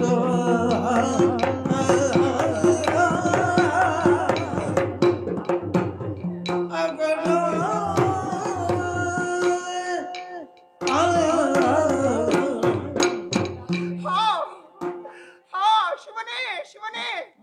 ಹಕಟ ಹಕಟ, ಎಂತಹ ಯಾಗವನ್ನು ನಾನು ಕಣ್ಣಿಂದ ಕಾಣುತ್ತಾ ಇದ್ದೇನೆ. ಇಂತಹ ಯಾಗಕ್ಕೆ ನಾನು ಬಂದು ಬಿಟ್ಟೇನೆ. ಹಾಗಿದ್ರೆ ಇದು ನಿರೀಶ್ವರ ಯಾಗ. ನನ್ನವರಿಗೆ ಹವಿಸ್ಸಿಲ್ಲದಂತಹ ಒಂದು ಯಾಗವನ್ನು ನಾನು ಕಾಣುತ್ತಾ ಇದ್ದೇನೆ. ಇಂಥ ಯಾಗಕ್ಕೆ ಬಂದು ನಾನು ಕೆಟ್ಟೆನಪ್ಪ, ನಾನು ಕೆಟ್ಟೆ. ಅಲ್ಲ, ಇಂತಹ ಕೆಟ್ಟ ಕಾರ್ಯವನ್ನು ಮಾಡುವುದಕ್ಕೆ ನನ್ನಪ್ಪನಿಗೆ ಆದ್ರೂ ಯಾಕೆ ಬುದ್ಧಿ ಬಂತು? ಇದು ಯಾಕೆ ಬುದ್ಧಿ ಬಂತು? ಇಷ್ಟೆಲ್ಲ ಮಂದಿ ವಿದ್ವಾಂಸರಿದ್ದಾರೆ ಇಲ್ಲಿ, ಯಾರೊಬ್ಬರು ಹಿತವಾಕ್ಯವನ್ನು ಹೇಳಲಿಲ್ವೇ? ಅಲ್ಲ, ಹೇಳಿದರೂ ಇವ ಕೇಳದೇ ಉಳಿದನೆ. ಏನಿರಬಹುದು ಇದರ ಅರ್ಥ? ಹಾಗಲ್ಲ, ಇದು ದುಷ್ಟರು ಮಾಡುತ್ತಿರುವಂತಹ ಯಾಗ. ಈ ಯಾಗದ ಮಧ್ಯೆ ಬಂದು ನಾನು ಸಿಕ್ಕಿ ಕೆಟ್ಟು ಹೋದೆ. ಆದ್ರೆ ಕೆಟ್ಟ ಯಾಗವನ್ನು ಕಂಡು ಮತ್ತೆ ನಾನು ತಿರುಗಿ ಕೈಲಾಸಕ್ಕೆ ಹೋಗುವುದಕ್ಕುಂಟೆ? ಇಲ್ಲ. ನನ್ನವರು ಹೋಗುವಾಗ ಹೇಳಿದ್ರು, ಗೌರಿ ಹೋಗಬೇಡ, ಹೋದ್ರೆ ಅಪಮಾನ, ಕಟ್ಟಿಟ್ಟ ಗಂಟು ನಿನ್ನ ಪಾಲಿಗೆ ಎಂಬುದಾಗಿ. ಆದರೂ ಪತಿವಾಕ್ಯವನ್ನು ಮೀರಿ ನಾನು ಬಂದೆ. ಇದು ಲೋಕಕ್ಕೊಂದು ಪಾಠವಾಗಿ ಹೋಯಿತು. ಯಾವಳೇ ಒಬ್ಬಳು ಹೆಣ್ಣಾದರೂ ಕೂಡ ಮದುವೆಯಾದ ಮೇಲೆ ಪತಿವಾಕ್ಯವನ್ನು ಮೀರಿ ಎಲ್ಲಿಯೂ ಹೋಗಕೂಡದು. ಹೋದಳು ಅಂತಾದ್ರೆ ಅವಳಿಗೆ ಅಪಮಾನ ಅನ್ನುವುದು, ಕಟ್ಟಿಟ್ಟ ಗಂಟು ಅನ್ನುವುದಕ್ಕೆ ಇದುವೇ ಸಾಕ್ಷಿಯಾಗಿ ಹೋಯಿತು. ಆದ್ರೆ ಇಂಥ ಯಾಗವನ್ನು ಕಂಡು ನಾನು ಮತ್ತೆ ತಿರುಗಿ ಹೋದೆ ಅಂತಾದ್ರೆ ನನ್ನವರು ಏನು ಹೇಳಿಯಾರು? ಗೌರಿ, ಹೋದೆಯಾ? ಯಾಗವನ್ನು ಕಂಡು ಬಂದೆಯಾ? ಏನು ಕಂಡು ಬಂದೆ ಅಂತ ಕೇಳಿದ್ರೆ ನಿರೀಶ್ವರ ಯಾಗವನ್ನು ಕಂಡು ಬಂದೆ ಅಂತ ಹೇಳಲೆ. ಅದನ್ನು ಹೇಳುವುದಕ್ಕೆ ನಾನು ಬದುಕಿ ಉಳಿಯಲೆ? ಇಲ್ಲ ಇಲ್ಲ, ನಾನು ಬದುಕಿ ಉಳಿಯುವುದಿಲ್ಲ. ನನ್ನ ದೇಹ ಇಲ್ಲೇ ತ್ಯಾಗವಾಗಿ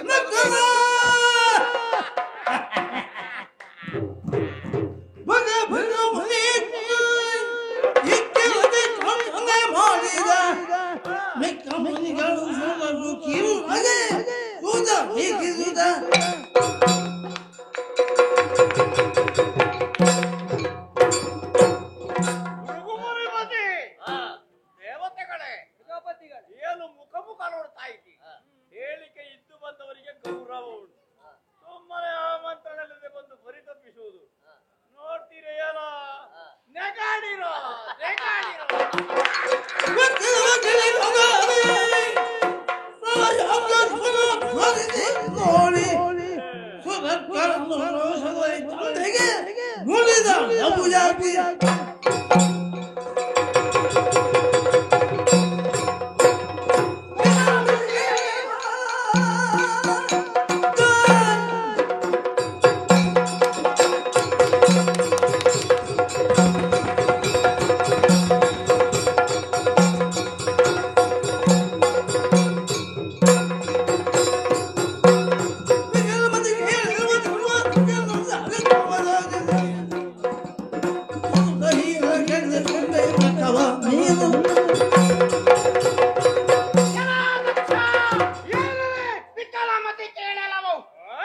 ದೇಹದಲ್ಲಿ 16 ಕಲೆಗಳಿರ್ತವೆ.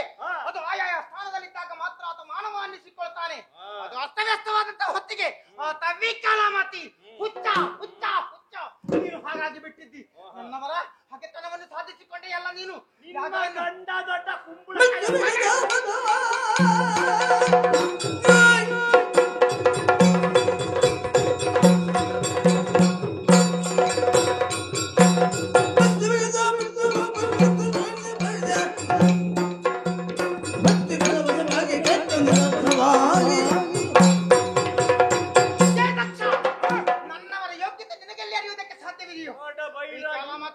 ನನ್ನವರು ಯಾರು ಗೊತ್ತಾ? ಅವರು ಕಾಲನಿಗೆ ಕಾಲನಾಗಿ ಮೆರೆದವರು, ಮೃತ್ಯುವಿಗೆ ಮೃತ್ಯುವಾಗಿ ಮೆರೆದವರು, ಮೃತ್ಯುಂಜಯನೆನ್ನಿಸಿಕೊಂಡಂತ ಅವರಲ್ಲಿ ನೀನು ಹಗೆತನವನ್ನು ಕಟ್ಟಿಕೊಂಡೆ. ನಿನ್ನನ್ನು ಸೇರಿದವರು ಯಾರು? ಈ ದೇವತೆಗಳು.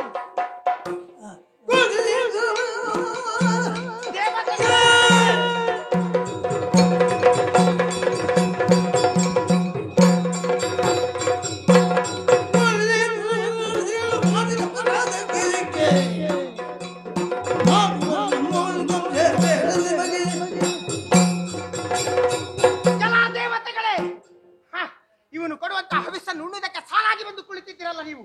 ನಿಮ್ಮ ಹಣೆ ಬರಹಕ್ಕೆ ನೀವು ಬಂದು ಬಿದ್ದಿದ್ದೀರಲ್ಲ ಇಲ್ಲಿ. ಹೇಗೆ ಗೊತ್ತಾ? ಎಂಜಲನ್ನವನ್ನು ತಿನ್ನುವುದಕ್ಕೆ ಬಂದು ಬಿದ್ದವರು ನೀವು ಕಾಲಿಗೆ ಕಷ್ಟ ಬಂದಂತಹ ಹೊತ್ತಿರಲಿ ನನ್ನ ಗಂಡನ ಕಾಲಿಗೆ ಬೀಳುತ್ತೀರಿ. ಈಗ ಇಲ್ಲಿ ಸುಖದಿಂದ ಉಣ್ಣುತ್ತೇ ಗೊತ್ತಿದ್ದೀರಿ. ಸದಾ ಕಾಲ ಕಷ್ಟವನ್ನು ಅನುಭವಿಸಿ ಅನುಭವಿಸಿ ಅನುಭವಿಸಿ. ದೇವೇಂದ್ರ ಪ್ರಜಾಪತಿಗಳೇ, ಎನ್ನುವುದು ಯಾಕೋ ಇಷ್ಟು ಮಾತನಾಡುವುದು ಜನ ಯಾರು ಗೊತ್ತುಂಟ? ನನ್ನ ಮಗಳಲ್ಲ. ಸಾಕು ಸಾಕು ನನಗೆ ಕಾಲದೆಯ ಸಾಕು ಸಾಕು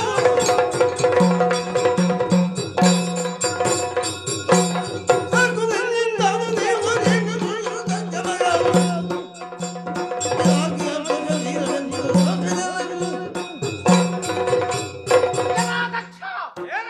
ಮಗಳು ನಿನ್ನ ಮಗಳು ಎಂಬುದಾಗಿ ಎದೆ ತಟ್ಟಿಕೊಳ್ಳಬೇಡ. ನೀನು ದಾಕ್ಷಾಯಿಣಿ ಅಲ್ವೇನೆ? ನಿನ್ನ ಮಗಳು ದಾಕ್ಷಾಯಿಣಿ ಸತ್ತು ಹೋದಳು ಎಂಬುದಾಗಿ ಭಾವಿಸಿಕೊ. ಇನ್ನು ಏನಿದ್ರು ಕೂಡ ಪಿನಾಕಿಯ ಅರ್ಧ ಶರೀರೆಯಾಗಿ ಅರ್ಧ ನರೀಶ್ವರನ ಮಡದಿಯಾಗಿ ನಾನು ಬದುಕುವವಳು, ಗೌರಿಯಾಗಿ ಇರುವವಳು. ಆದ್ದರಿಂದ ಒಂದೇ ಹೇಳ್ತೇನೆ, ಯಾವಾಗ ಅಪಮಾನಿತಳಾಗಿ ಇನ್ನು ನಾನು ಮತ್ತೆ ಈ ಬದುಕಿ ಉಳಿಯುವುದಿಲ್ಲ. ಈ ದೇಹವನ್ನು ಅಗ್ನಿಗಾಹುತಿ ಮಾಡಿಕೊಳ್ತೇನೆ. ಅಗ್ನಿದೇವ, ಇವಳನ್ನು ಸುಡುಬೇಡ ಆಯ್ತಾ?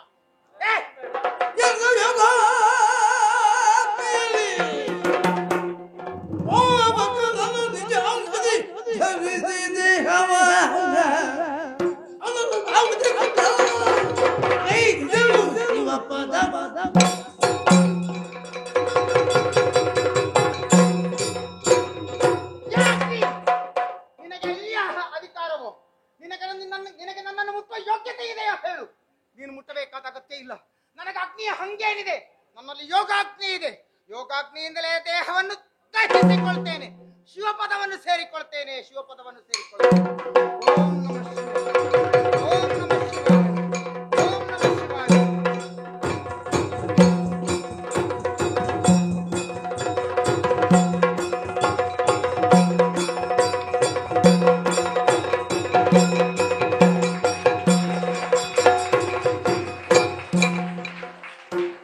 ನನಗೆ ಗೊತ್ತು ನಿಮಗೆ ಸಂತೋಷ ಆಗುತ್ತದೆ ಅಂತ.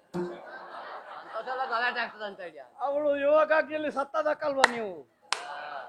ಹೋಗಲಿ ಅಂತ ಇವೆಲ್ಲ ದಕ್ಷಿಣ ಕಡೆಗೆ ಅಂತ ಗೊತ್ತಾಯ್ತು.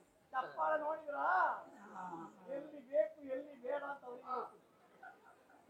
ಸತ್ತದಕ್ಕೆ ಚಪ್ಪಾಳೆ ಹೊಡಿತಾರೆ ಅಂತ. ಹೆಣ್ಣು ಮಕ್ಕಳು ಹುಟ್ಟುತ್ತಾರೆ, ಅಪ್ಪ ಅಮ್ಮ ಬೇಕು ಎಲ್ಲಿಯವರೆಗೆ, ಬೆಳೆದು ದೊಡ್ಡವರಾಗುವಲ್ಲಿವರೆಗೆ. ಮತ್ತೊಬ್ಬ ಚಂದ ಕಾಣುವಾಗಿ ಅಪ್ಪನಿಗೆ ಒಂದು ಪಿಂಡ ಬಿಟ್ಟು ಎದ್ದು ಹೋಗುದು. ಇವಳು ಮಾಡಿದ್ದ ಅದನ್ನೇ. ನನ್ನನ್ನು ಜೀವಂತ ಕೊಂದಿದ್ದಾಳೆ. ಸತ್ತಾಗ ನನಗೆ ಏನೇನು ಬೇಸರ ಆಗಲಿಲ್ಲ. ಆ ಭೂತ ಬೇತಾಳಾದಿಗಳೆಲ್ಲ ಹೋಮಿಷಿ ಆಗಿದೆ. ಸ್ವಾಮಿ, ಒಂದು ಆಚಮನ, ಹೌದು, ಒಂದು ಪುಣ್ಯ ಹಲಾಗಬೇಕು, ಆಗ್ಬೇಕು. ಆಮೇಲೆ ಹೆಚ್ಚ ಮುಂದುವರಿಯುತ್ತದೆ.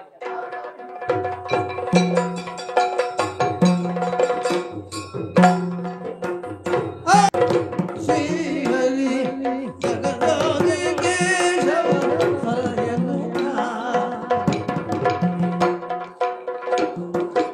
ಆ ದಿವ್ಯ ಮುನಿ ಗಣೇಶರನ್ನು ಭಜನಿಸಿ ಮತ್ತಾದಿ ಮೂರುತಿ ಬೆಸಗೊಂಡ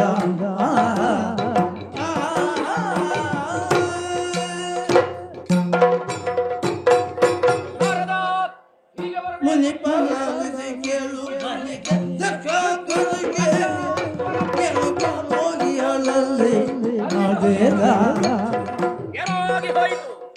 ಕನಕಂಚವಾಗೆ ಏನು ನಿಜಲಿಗಿದ್ದೇನೆ ಕೆಳಗಲೆದ್ದು ನಗುತ್ತ ನಾರಾಯಣನ ನಾಮ ಸಂಕೀರ್ತನೆಯನ್ನು ಮಾಡುತ್ತಾ ಕೈಲಾಸ ಪರ್ವತವನ್ನು ಸೇರಿದವರು ನೀವಿದ್ದೀರಾ. ನನಗೆ ಏನೋ ಕೇಳಬೇಕು. ಅಲ್ಲಿ ಅಂತಹ ಘಟನೆಯ ಬಗ್ಗೆ ಲಕ್ಷ್ಯ ಇದೆ, ಅದರ ಬಗ್ಗೆ ತಿಳಿಯಬೇಕು ಎನ್ನುವಂತಹ ಯೋಚನೆಯೊಂದಿಗೆ ಕೇಳ್ತಾ ಇದ್ದೇನೆ. ದಾಕ್ಷಾಯಿಣಿ ದಕ್ಷ ಮಾಡುವಂತಹ ಯಾಗಕ್ಕೆ ಹೋದವಳಿದ್ದಾಳೆ. ಅಲ್ಲಿ ಏನಾಯಿತು, ಎಂತಹ ಹೊಸ ವರ್ತಮಾನ ಇದೆ, ಅದನ್ನು ಹೇಳಬೇಕು ಅಂತ ಕೇಳಿ.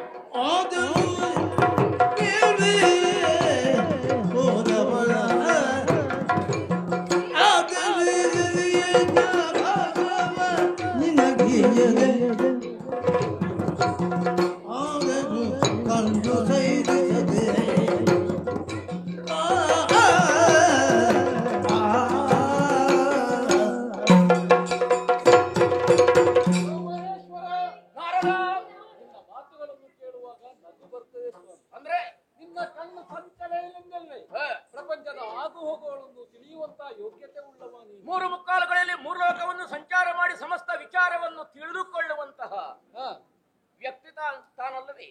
ಖಂಡಿತ ಹೌದು. ಮತ್ತೇನು? ಹಾಗೆ ಅಂತೇಳಿ ನಿನ್ನ ಸಂಕಲ್ಪ ಇದೆ ಯಾವುದು ನಡೆಯುವುದಿಲ್ವಲ್ಲ. ಆದ್ರೂ ಕೂಡ ನನ್ನಲ್ಲಿ ನೀನೊಂದು ಪ್ರಶ್ನೆಯನ್ನು ಮಾಡ್ತಾ ಇದ್ದಿ. ದಕ್ಷನ ಯಾಗಕ್ಕೆ ಹೋದಂತ ದಾಕ್ಷಾಯಿಣಿ ಏನಾಯಿತು, ಅಲ್ಲಿ ಮುಂದಿನ ಪರಿಣಾಮ ಏನು ಅಂತ. ಪ್ರಭು, ಏನು ಅಂತ ಹೇಳುವುದು? ಪುರಸ್ಕರಿಸಲ್ಪಟ್ಟಳೆ. ನಿನ್ನ ಅಪ್ಪಣೆಯಂತೆ ಹೊರಟಂತ ದಾಕ್ಷಾಯಿಣಿ. ಆದ್ರೆ ಒಂದರ್ಥದಲ್ಲಿ ಅಪ್ಪಣೆ ಇರದೇ ಇದ್ರು, ನಂತರದಲ್ಲಿ ನೀ ಕಳಿಸಿದಂತ ಆಭರಣಗಳನ್ನು ವಸನಗಳನ್ನು ಧರಿಸಿ ಅಂದಣವನ್ನೇರಿ ಅತ್ಯಂತ ಉತ್ಸಾಹದಿಂದಲೇ ಹೋದವಳಿದ್ದಾಳೆ. ಯಾಗಶಾಲೆಯನ್ನು ಪ್ರವೇಶ ಮಾಡಿದಂತ ಅವಳು ಯಾಗಶಾಲೆಯಲ್ಲಿ ಇರುವಂತಹ ವೈಭವವನ್ನು ಸಂತೋಷವನ್ನು ಕಂಡು ಮನದುಂಬಿಕೊಂಡಳು. ಹಾಗೇಂತ ಹೇಳಿ ಯಾಗ ದೀಕ್ಷಿತನಾದಂತಹ ಸಂದರ್ಭದಲ್ಲಿ ಅವರ ಮುಂಭಾಗಕ್ಕೆ ಹೋದಾಗ ತಂದೆಯಾದಂತಹ ದಕ್ಷ ಮಾತನಾಡಿಸಲಿಲ್ಲ, ಮುಖ ತಿರುಗಿಸದ ಕಾರಣ ನೊಂದಳು. ಹಾಗೆ ಅಂತ ಹೇಳಿ ಬಂದದ್ದು ಯಾವುದಕ್ಕೆ? ಯಾಗಕ್ಕೆ ಅಲ್ವೇ ಎಂಬುದಾಗಿ ಸಂಬಂಧಿಕರನ್ನು ಮಾತಾಡಿಸುವುದಕ್ಕೆ ಹೋದ್ರೆ ಅದಕ್ಕೂ ದಕ್ಷನಿಂದ ತಿರಸ್ಕಾರದ ಭಾವ. ಆ, ಆದ್ದರಿಂದಲೇ ಅವನ ಆಜ್ಞೆಯನ್ನು ಮನ್ನಿಸಿದಂತಹ ಯಾರೂ ಮಾತನಾಡದೆ ಇರುವ ಕಾಲದಲ್ಲಿ ಆ, ನೊಂದಂತಹ ದಾಕ್ಷಾಯಿಣಿ ದೇವಿ ಬಂದಂತಹ ಕಾರ್ಯ ಯಾವುದು? ಯಾಗವನ್ನು ವೀಕ್ಷಿಸುವುದಕ್ಕಲ್ವೇ? ಹಾಗಾದ್ರೆ ಯಾಗವನ್ನು ನೋಡೋಣ ಎಂಬುದಕ್ಕೆ ಸಿದ್ಧಳಾಗಿ ನಿಂತಳು. ಏನು ಮಾಡೋಣ? ಯಾಗ ಆಗುತ್ತಾ ಆಗುತ್ತಾ ಪೂರ್ಣಾಹುತಿಯ ಕಾಲದಲ್ಲಿ ಅಷ್ಟ ದಿಕ್ಪಾಲಕರಿಗೆ ನೀಡುವಂತಹ ಹವಿಸ್ಸು, ಆ ಹವಿಸ್ಸಿನಲ್ಲಿ ಈಶ್ವರ ಸ್ಥಾನಕ್ಕೆ ಹವಿಸ್ಸು ಇಲ್ಲದೆ ಇರುವುದನ್ನು ಕಂಡಂತಹ ಮಹಾದೇವಿ ದುಃಖಿತಳಾದಳು, ಕೋಶಭರಿತಳಾದಳು, ನೊಂದಳು. ಪರಿಣಾಮದಲ್ಲಿ ಏನಾಯ್ತು? ಯಾವಾಗ ತನ್ನ ಪತಿಗೆ ಇಂತಹ ಸ್ಥಳದಲ್ಲಿ ಅವಮಾನವಾಗಿದೆಯೋ, ಇಂತಹ ಸ್ಥಳದಲ್ಲಿ ತಾನಿರುವುದು ಎಷ್ಟು ಸರಿ ಅಲ್ಲ, ಒಂದೊಮ್ಮೆಗೆ ಇಲ್ಲಿಂದ ನಾ ಹಿಂದೆ ಹೋದೆ ಅಂತಾದ್ರೆ ನಿನಗೆ ಮುಖ ತೋರಿಸುವುದು ಹೇಗೆ ಎಂಬುದಾಗಿ ಭಾವಿಸಿದಂತ ಆಕೆ ನೊಂದದ್ದು ಮಾತ್ರವಲ್ಲ, ಒಂದರ್ಥದಲ್ಲಿ ವೈರಾಗ್ಯವನ್ನೋ ತಾಳಿದ್ಲೋ ಎಂಬ ಹಾಗೆ ತನ್ನ ದೇಹದಿಂದಲೇ ಯೋಗಾಗ್ನಿಯನ್ನು ನಿರ್ಮಿಸಿಕೊಂಡು ತನ್ನ ದೇಹವನ್ನು ತ್ಯಾಗ ಮಾಡಿದಳು.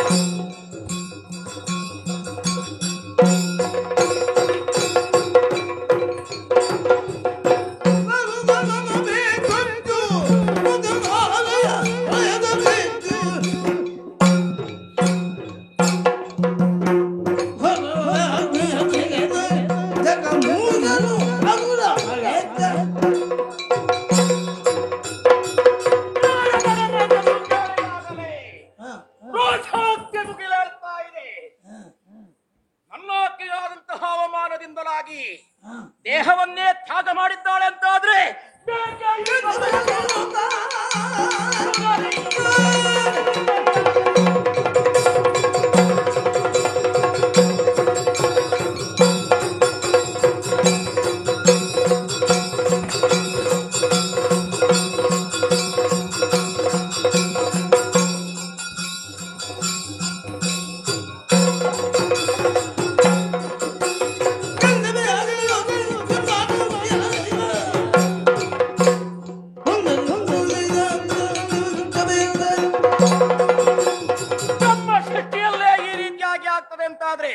ಇಂತಹ ಬ್ರಹ್ಮನ ಸೃಷ್ಟಿ ಬೇಕೆ?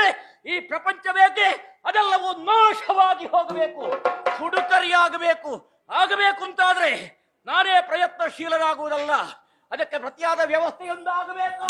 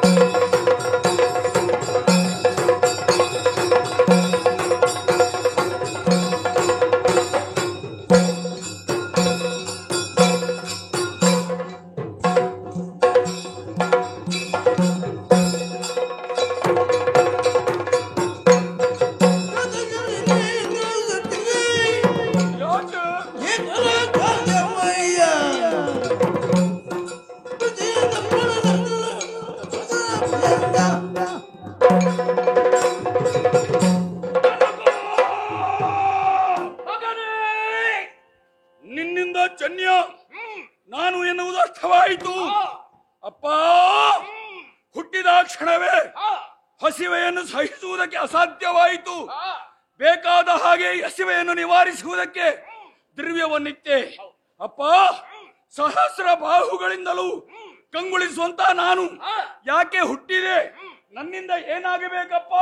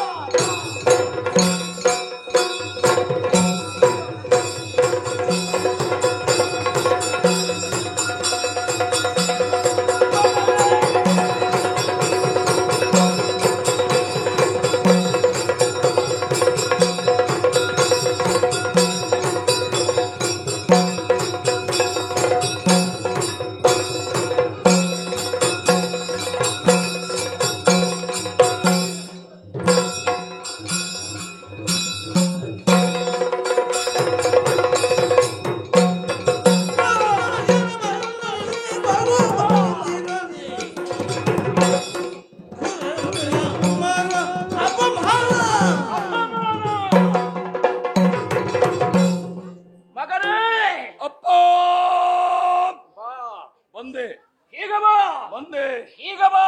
ಬಂದೆ. ನಿನ್ನನ್ನು ಒಮ್ಮೆ ಬಿಗಿದಪ್ಪಿ ಆ, ನತ್ಯನ್ನ ಅಗ್ರಾಡಿಸಿದಾಗ ಆ, ನನಗಾದಂತಹ ಆನಂದಕ್ಕೆ ಪಾರವೇ ಇಲ್ಲ ಮಗನೇ. ಹೌದೇ ನನ್ನ ರೋಷಾಗ್ನಿಯ ಆ, ವೈಶಿಷ್ಟ್ಯವಾದಂತಹ ರೂಪವನ್ನು ಹೊಂದಿಕೊಂಡಿಸಿಕೊಂಡವನೇನಿದ್ಯಾ ಹ್ಮ್. ಮಗನೇ. ಅಪ್ಪ. ಅಪಮಾನ ನನಗೆ ಅಪಮಾನ.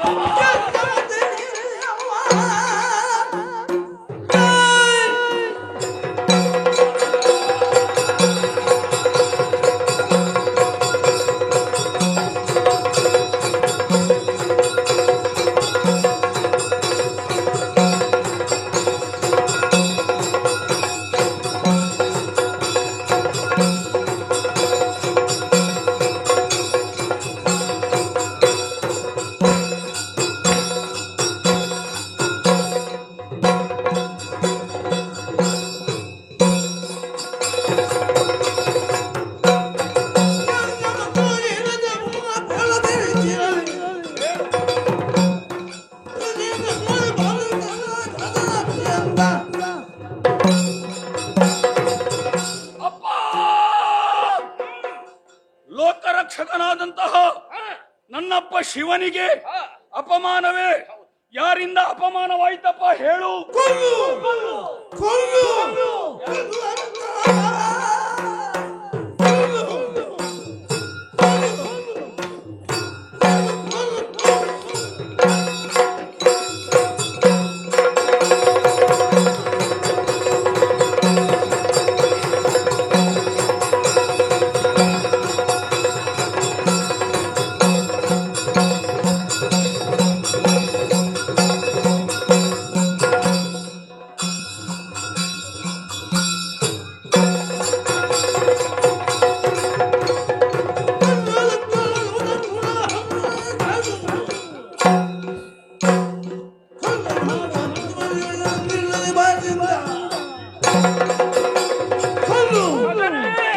ಅಪ್ಪ ಕೊಲ್ಲು, ಯಾರನ್ನು? ಕೊಲ್ಲು ಯಾರನ್ನು? ಆ ದಕ್ಷನನ್ನು. ದಕ್ಷ ನಿರೀಶ್ವರ ಯಾಗವನ್ನು ಕೈಗೊಂಡು ಆ, ನನ್ನನ್ನು ಅವಮಾನಿಸಬೇಕು ಎನ್ನುವಂತಹ ಒಂದೇ ಒಂದು ಲಕ್ಷ್ಯದಿಂದ ಆ, ನನ್ನ ಸತ್ಯಾಂತಹ ಗೌರಿ ಆ, ಯೋಗಾಗ್ನಿಯಲ್ಲಿ ದಹಿಸಿ ಹೋಗಿದ್ದಾಳೆ. ಆ, ಅಂತಹ ಪಾತಕಿ ಅವನಿದ್ದಾನೋ ಆ. ಅವನನ್ನು ಉಳಿಸಿಕೊಳ್ಳುವುದಕ್ಕೆ ಮನಸ್ಸಿಲ್ಲ. ಹಾಗಾಗಿ ಅವನನ್ನು ಕೊಂದು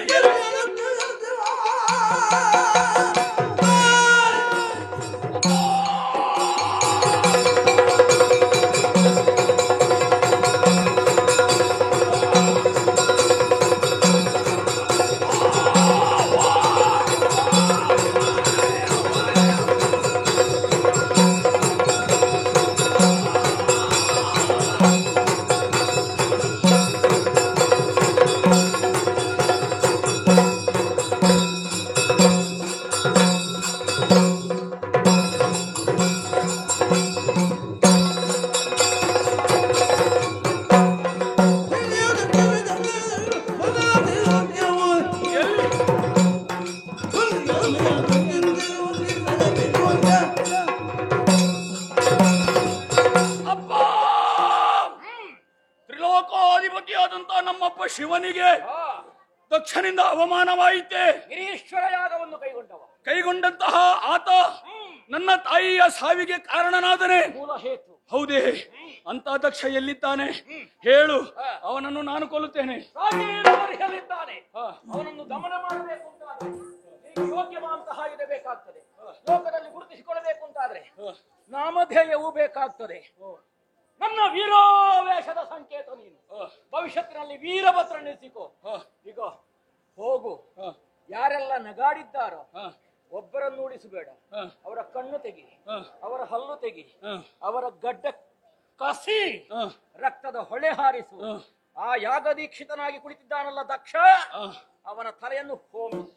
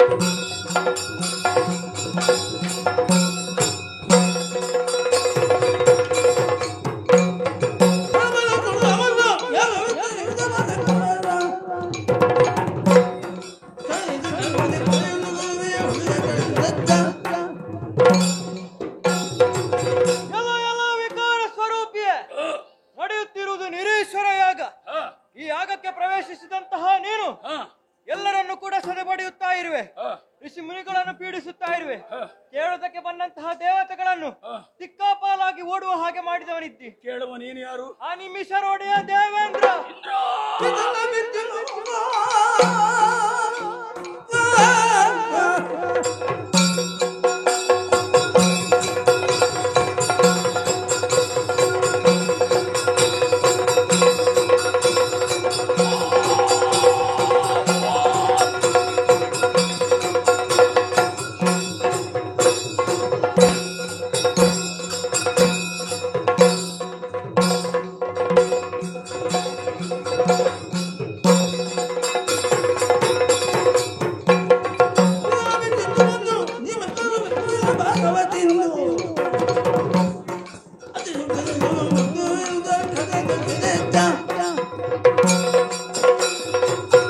ಇಂದ್ರ, ಯಾಗವು ಭೂಯಿಷ್ಠವಾದಂತಹ ಧರ್ಮ.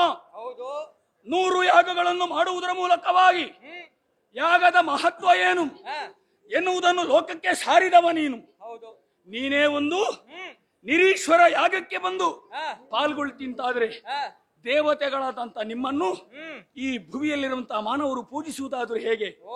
ದೇವತೆಗಳಲ್ಲೇ ನೀವು ವಿರೋಧವನ್ನು ಮಾಡಿದ್ರೆ ಉಳಿದವರು ಏನು ಹೇಳ್ತಾರೆ? ನಿಮ್ಮಲ್ಲೇ ಕಲಹ. ಯಾವ ದೇವರನ್ನು ನಂಬುದು? ಹೇಗೆ ನಂಬುವುದು? ದೇವತೆಗಳಾದಂತ ನಿಮ್ಮ ಕೆಲಸ ಎಂತದ್ದು? ಲೋಕಕ್ಕೆ ಹಿತವನ್ನು ಬಯಸುವುದು.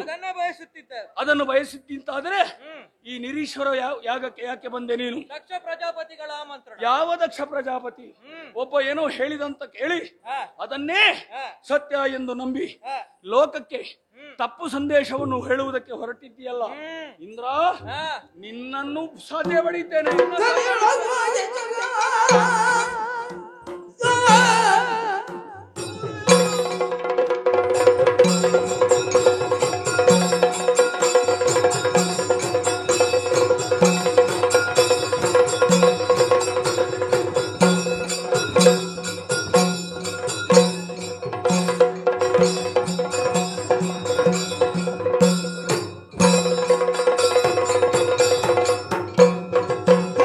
Yeah.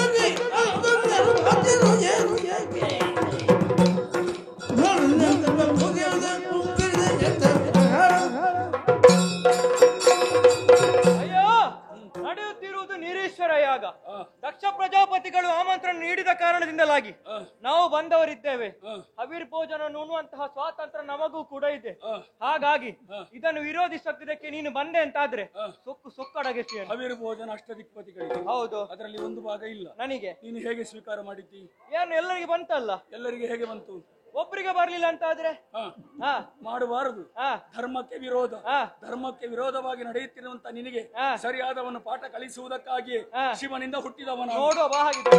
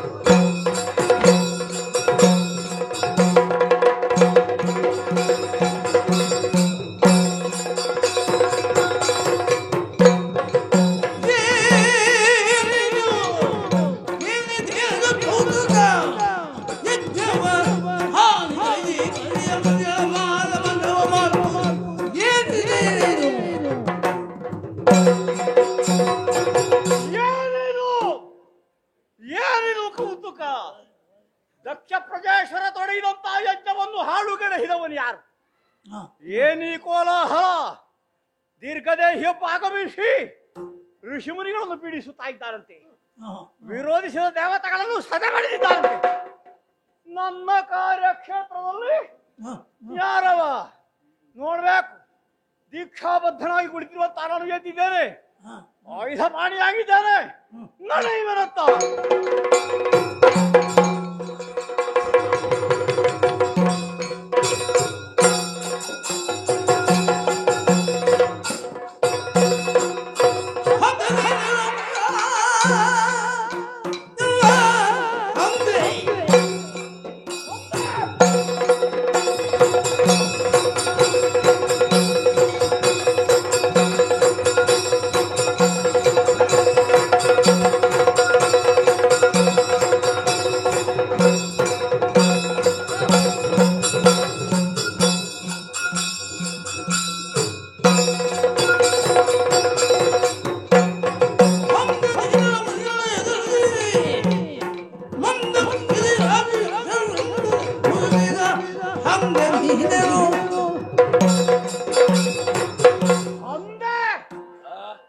ಏನನ್ನು ಮೇಲೆ ಕಡೆಗೆ ನೋಡುದು ಹಂದೆ ಅಂತ ಹೇಳುವಾಗ ಏನಂದ್ರೆ ಹಾಗಂದ್ರೆ ನಾನು ಯಾರನ್ನೋ ಕೂಗಿ ಕರೆದ ಹಂದೆ ಅವರೇ ಅಂತ, ನಿನ್ನನ್ನು ಹೇಳಿದ್ರು ಬಂದೆ ಅಂತ. ತನ್ನ ಪೌರುಷವನ್ನು ಪರಾಕ್ರಮವನ್ನು ಅಬಲೆಯರ ಮೇಲೆ, ಸಾಧುಗಳ ಮೇಲೆ, ದುರ್ಬಲರ ಮೇಲೆ ಯಾರು ಪ್ರಯೋಗ ಮಾಡ್ತಾರೆಯೋ ಅವನನ್ನು ಹಂದೆ ಅಂತ ಹೇಳೋದು. ಋಷಿಮುನಿಗಳನ್ನು ದೇವತೆಗಳನ್ನು ಹಿಂಸಿಸುತ್ತಾ ಯಜ್ಞ ಕೆಡಿಸುತ್ತಾ ಮುಂದುವರಿತಾ ಇದೆಯಲ್ಲ, ಏ ಯಜ್ಞ ವಿರೋಧಿಯೇ, ಯಾರೋ ನೀನು? ಏನು ಹಾಗೆ? ನಿನ್ನನ್ನು ವಿಚಾರಿಸುವ ಒಬ್ಬ ಸಾಮಾನ್ಯ ಅಂತ ತಿಳಿಯಬೇಡ. ಯಾರು ನೀನು? ಯಜ್ಞ ತೊಡಗಿದ ದಕ್ಷ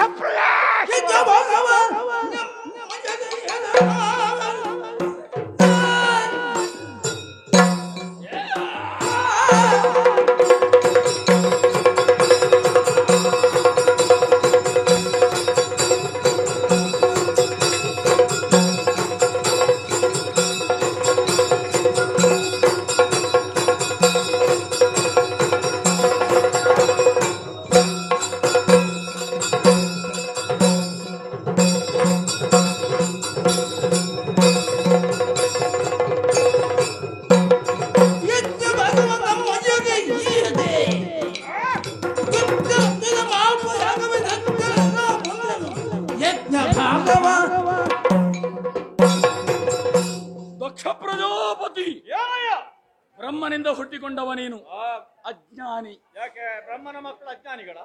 ಇಲ್ಲಂತಾದ್ರೆ ನೀನು ಮಾಡಿದಂತ ಕೆಲಸ ಎಂತದ್ದು? ಅಜ್ಞಾನದ ವ್ಯವಹಾರ ನಿನ್ನದು, ನನ್ನದಲ್ಲ. ನಿನ್ನ ಅಜ್ಞಾನಿ ಆಗಿರ್ಬೇಕು. ನೀನು ಯಜ್ಞವನ್ನು ವಿರೋಧ ಮಾಡಿದವ, ನಾನು ಯಜ್ಞ ವಿರೋಧಿ ಅಲ್ಲ. ಯಜ್ಞ ವಿರೋಧಿ ಏನು ಅಲ್ಲ, ನಾನು ಮಾಡುವುದು ಯಜ್ಞವೇ. ಏನಾಗಿದೆ ಕರ್ಮದಲ್ಲಿ ತೊಡಗು? ಯಜ್ಞದ ಮಾಡುವವ ಬೃಹಸ್ಪತಿ ಹೌದು. ಭೃಗುಮುನೀಶ್ವರರೇ ಮೊದಲು. ಆದಿತಪ್ಪ, ದೇವತೆಗಳ ಸಾನ್ನಿಧ್ಯ ಉಂಟುಂಟಾಗುವಾಗ ಧರ್ಮಯುಕ್ತವಾದಂತಹ ಯಜ್ಞಾರ್ಥಾರ್ಥ. ನೀನು ಕೊಟ್ಟದ್ದು ಹೆಚ್ಚಿರಬಹುದು, ಹ. ಆದ್ದರಿಂದ ಅವರೆಲ್ಲ ನಿನ್ನವರಾಗಿ ಬಂದಿದ್ದಾರೆ. ಅವರು ಅದಕ್ಕೆ ಕೊಟ್ಟದಕ್ಕೆ ಬರುವವರಲ್ಲ ಅಂತ ಗೊತ್ತಿಲ್ವ ನಿನಗೆ? ಹಾ ಹ. ಆದ್ರೆ ನಾನು ಕೊಡುವುದಕ್ಕಾಗಿ ಬರುವವರಲ್ಲ ಬೃಹಸ್ಪತಿ ಆಚಾರ್ಯರೇ ಮೊದಲಾದವರು. ಜ್ಞಾನಿಗಳಾದಂತ ಅವರೇ ಅಜ್ಞಾನಿಗಳಾಗಿ ವರ್ತಿಸ್ತಾರೆ ಅಂತ ಆದ್ರೆ ಹ. ನೀನು ಹೇಳಿದ್ದೆಷ್ಟಿರಬಹುದು. ನೀನು ಎಲ್ಲಿಯವ ಅಂತಲೇ ಗೊತ್ತಾಗುದಿಲ್ಲ. ಜ್ಞಾನ ಅಜ್ಞಾನದ ಬಗ್ಗೆ ಮಾತನಾಡುವವ. ನಾನು ಯಾರಂತ ಗೊತ್ತಿಲ್ವಾ? ನನಗೆ ಗೊತ್ತಾಗ್ಲಿಲ್ಲ. ಯಾಗದಲ್ಲಿ ಹ. ಈಶಾ ನನಗೆ ಹರಿವಾಗ ಇದೆ. ಅದು ನನ್ನ ಇಷ್ಟ ಅಲ್ವೇನು? ಏ ಅದು ನನ್ನ ಇಷ್ಟ ಇಚ್ಛೆ. ಇಷ್ಟ ಅಂತ ಅಲ್ವೋ? ನನ್ನ ತೀರ್ಮಾನದಂತೆ ಕೈಗೊಂಡ ಯಜ್ಞ ಇದು ನನ್ನ ಪ್ರದೇಶ. ನೀನು ದೇವತೆ ಹ. ಅಲ್ವಾ? ನಾನು ಪ್ರಜಾಪತಿ. ಪ್ರಜಾಪತಿ ನೀನು. ಹ. ಪ್ರಜಾಪತಿಯಾದಂತ ನೀನು ಹ. ಯಾಗದ ಬಗ್ಗೆ ಹ. ಸರಿಯಾದಂತಹ ವಿಚಾರಗಳನ್ನು ಲೋಕಮುಖಕ್ಕೆ ನೀನು ಸಾದರಪಡಿಸಬೇಕಾಗಿತ್ತು. ಬೇಕಾದಂತ ವಿಮರ್ಶೆಯನ್ನು ಮಾಡಿ ಹಿರಿಯರನ್ನೆಲ್ಲ ಬರಿಸಿಕೊಂಡು ಹ. ಅವರ ಮೂಲಕವಾಗಿಯೇ ಕೈಗೊಳ್ಳುತ್ತಿರುವಂತಹ ಯಜ್ಞ ಕರ್ಮ ಸುರಗುರುಗಳೇ ಇದ್ದಾರೆ. ತಪ್ಪು ಎಲ್ಲಿಯಾದ್ರೂ ಗೊತ್ತು. ಬೃಹದಾಂಪತಿ ಇತಿ ಬೃಹಸ್ಪತಿ. ಹೌದು, ಅವರಿಗಿಂತ ಮಿಗಿಲಾದ ಗುರು ಲೋಕದಲ್ಲಿ ಮತ್ತೊಬ್ಬನಿಲ್ಲ. ಶಬ್ದದ ಬಗ್ಗೆ ನೀನು ಅವನು ವಿವರಿಸಬೇಡವಾ?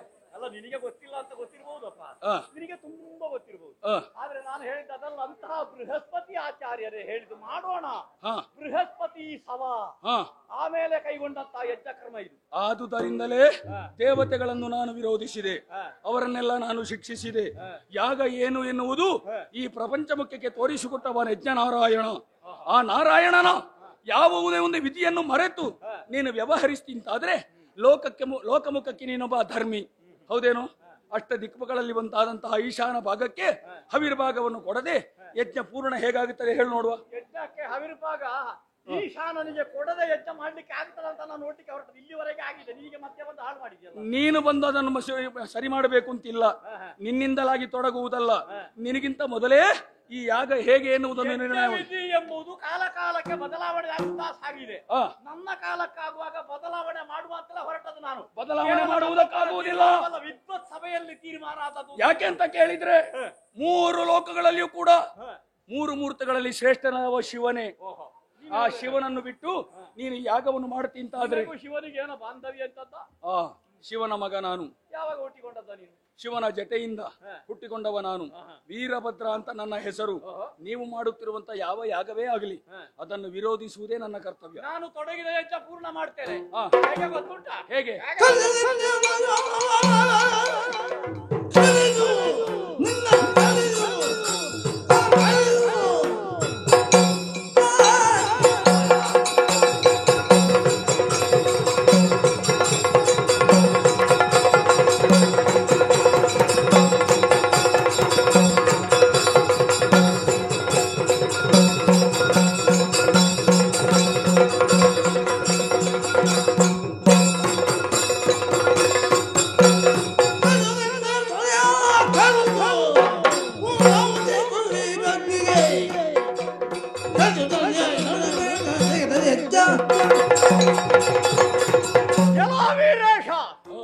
ತೊಡಗಿದ ಯಜ್ಞವನ್ನು ಪೂರ್ಣ ಮಾಡ್ಲಿಕ್ಕೆ ನನಗೆ ಗೊತ್ತಿದೆ. ಈ ಮಧ್ಯೆ ಪ್ರವೇಶ ಮಾಡಿದ್ಯಲ್ಲ, ಹೇಗೆ? ನಿನ್ನ ತಲೆಯನ್ನು ಕಡಿದು ಯಜ್ಞ ಕುಂಡಕ್ಕೆ ಸಮರ್ಪಿಸಿ ಪೂರ್ಣ ಹತ್ಯೆ ಮಾಡುವೆ.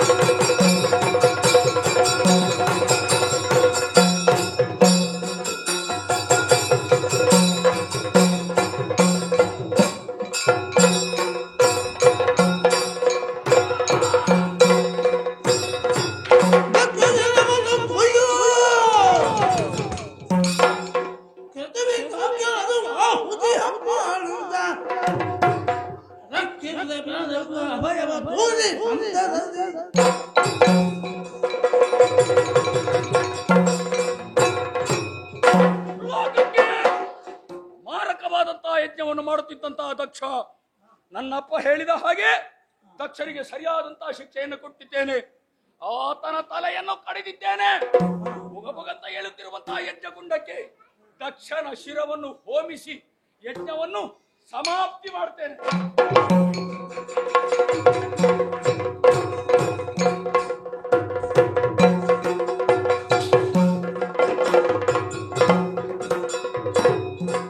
ಜಯ ಮಂಗಳಂ ಶುಭ ಮಂಗಳಂ ಶ್ರೀ ಮಹಾಗಣಪತಿಗೆ ಮಂಗಳಂ ರಮರಾಂಬಿಕೆಗೆ ಮುಖಾಂಬಿಕೆಗೆ ಶ್ರೀ ಗುರು ನರದೇವನಿಗೆ ಮಂಗಳಂ ಜಯ ಮಂಗಳಂ ಶುಭ ಮಂಗಳಂ ಶ್ರೀ ಗಣಪತಿಗೆ ಮಂಗಳಂ.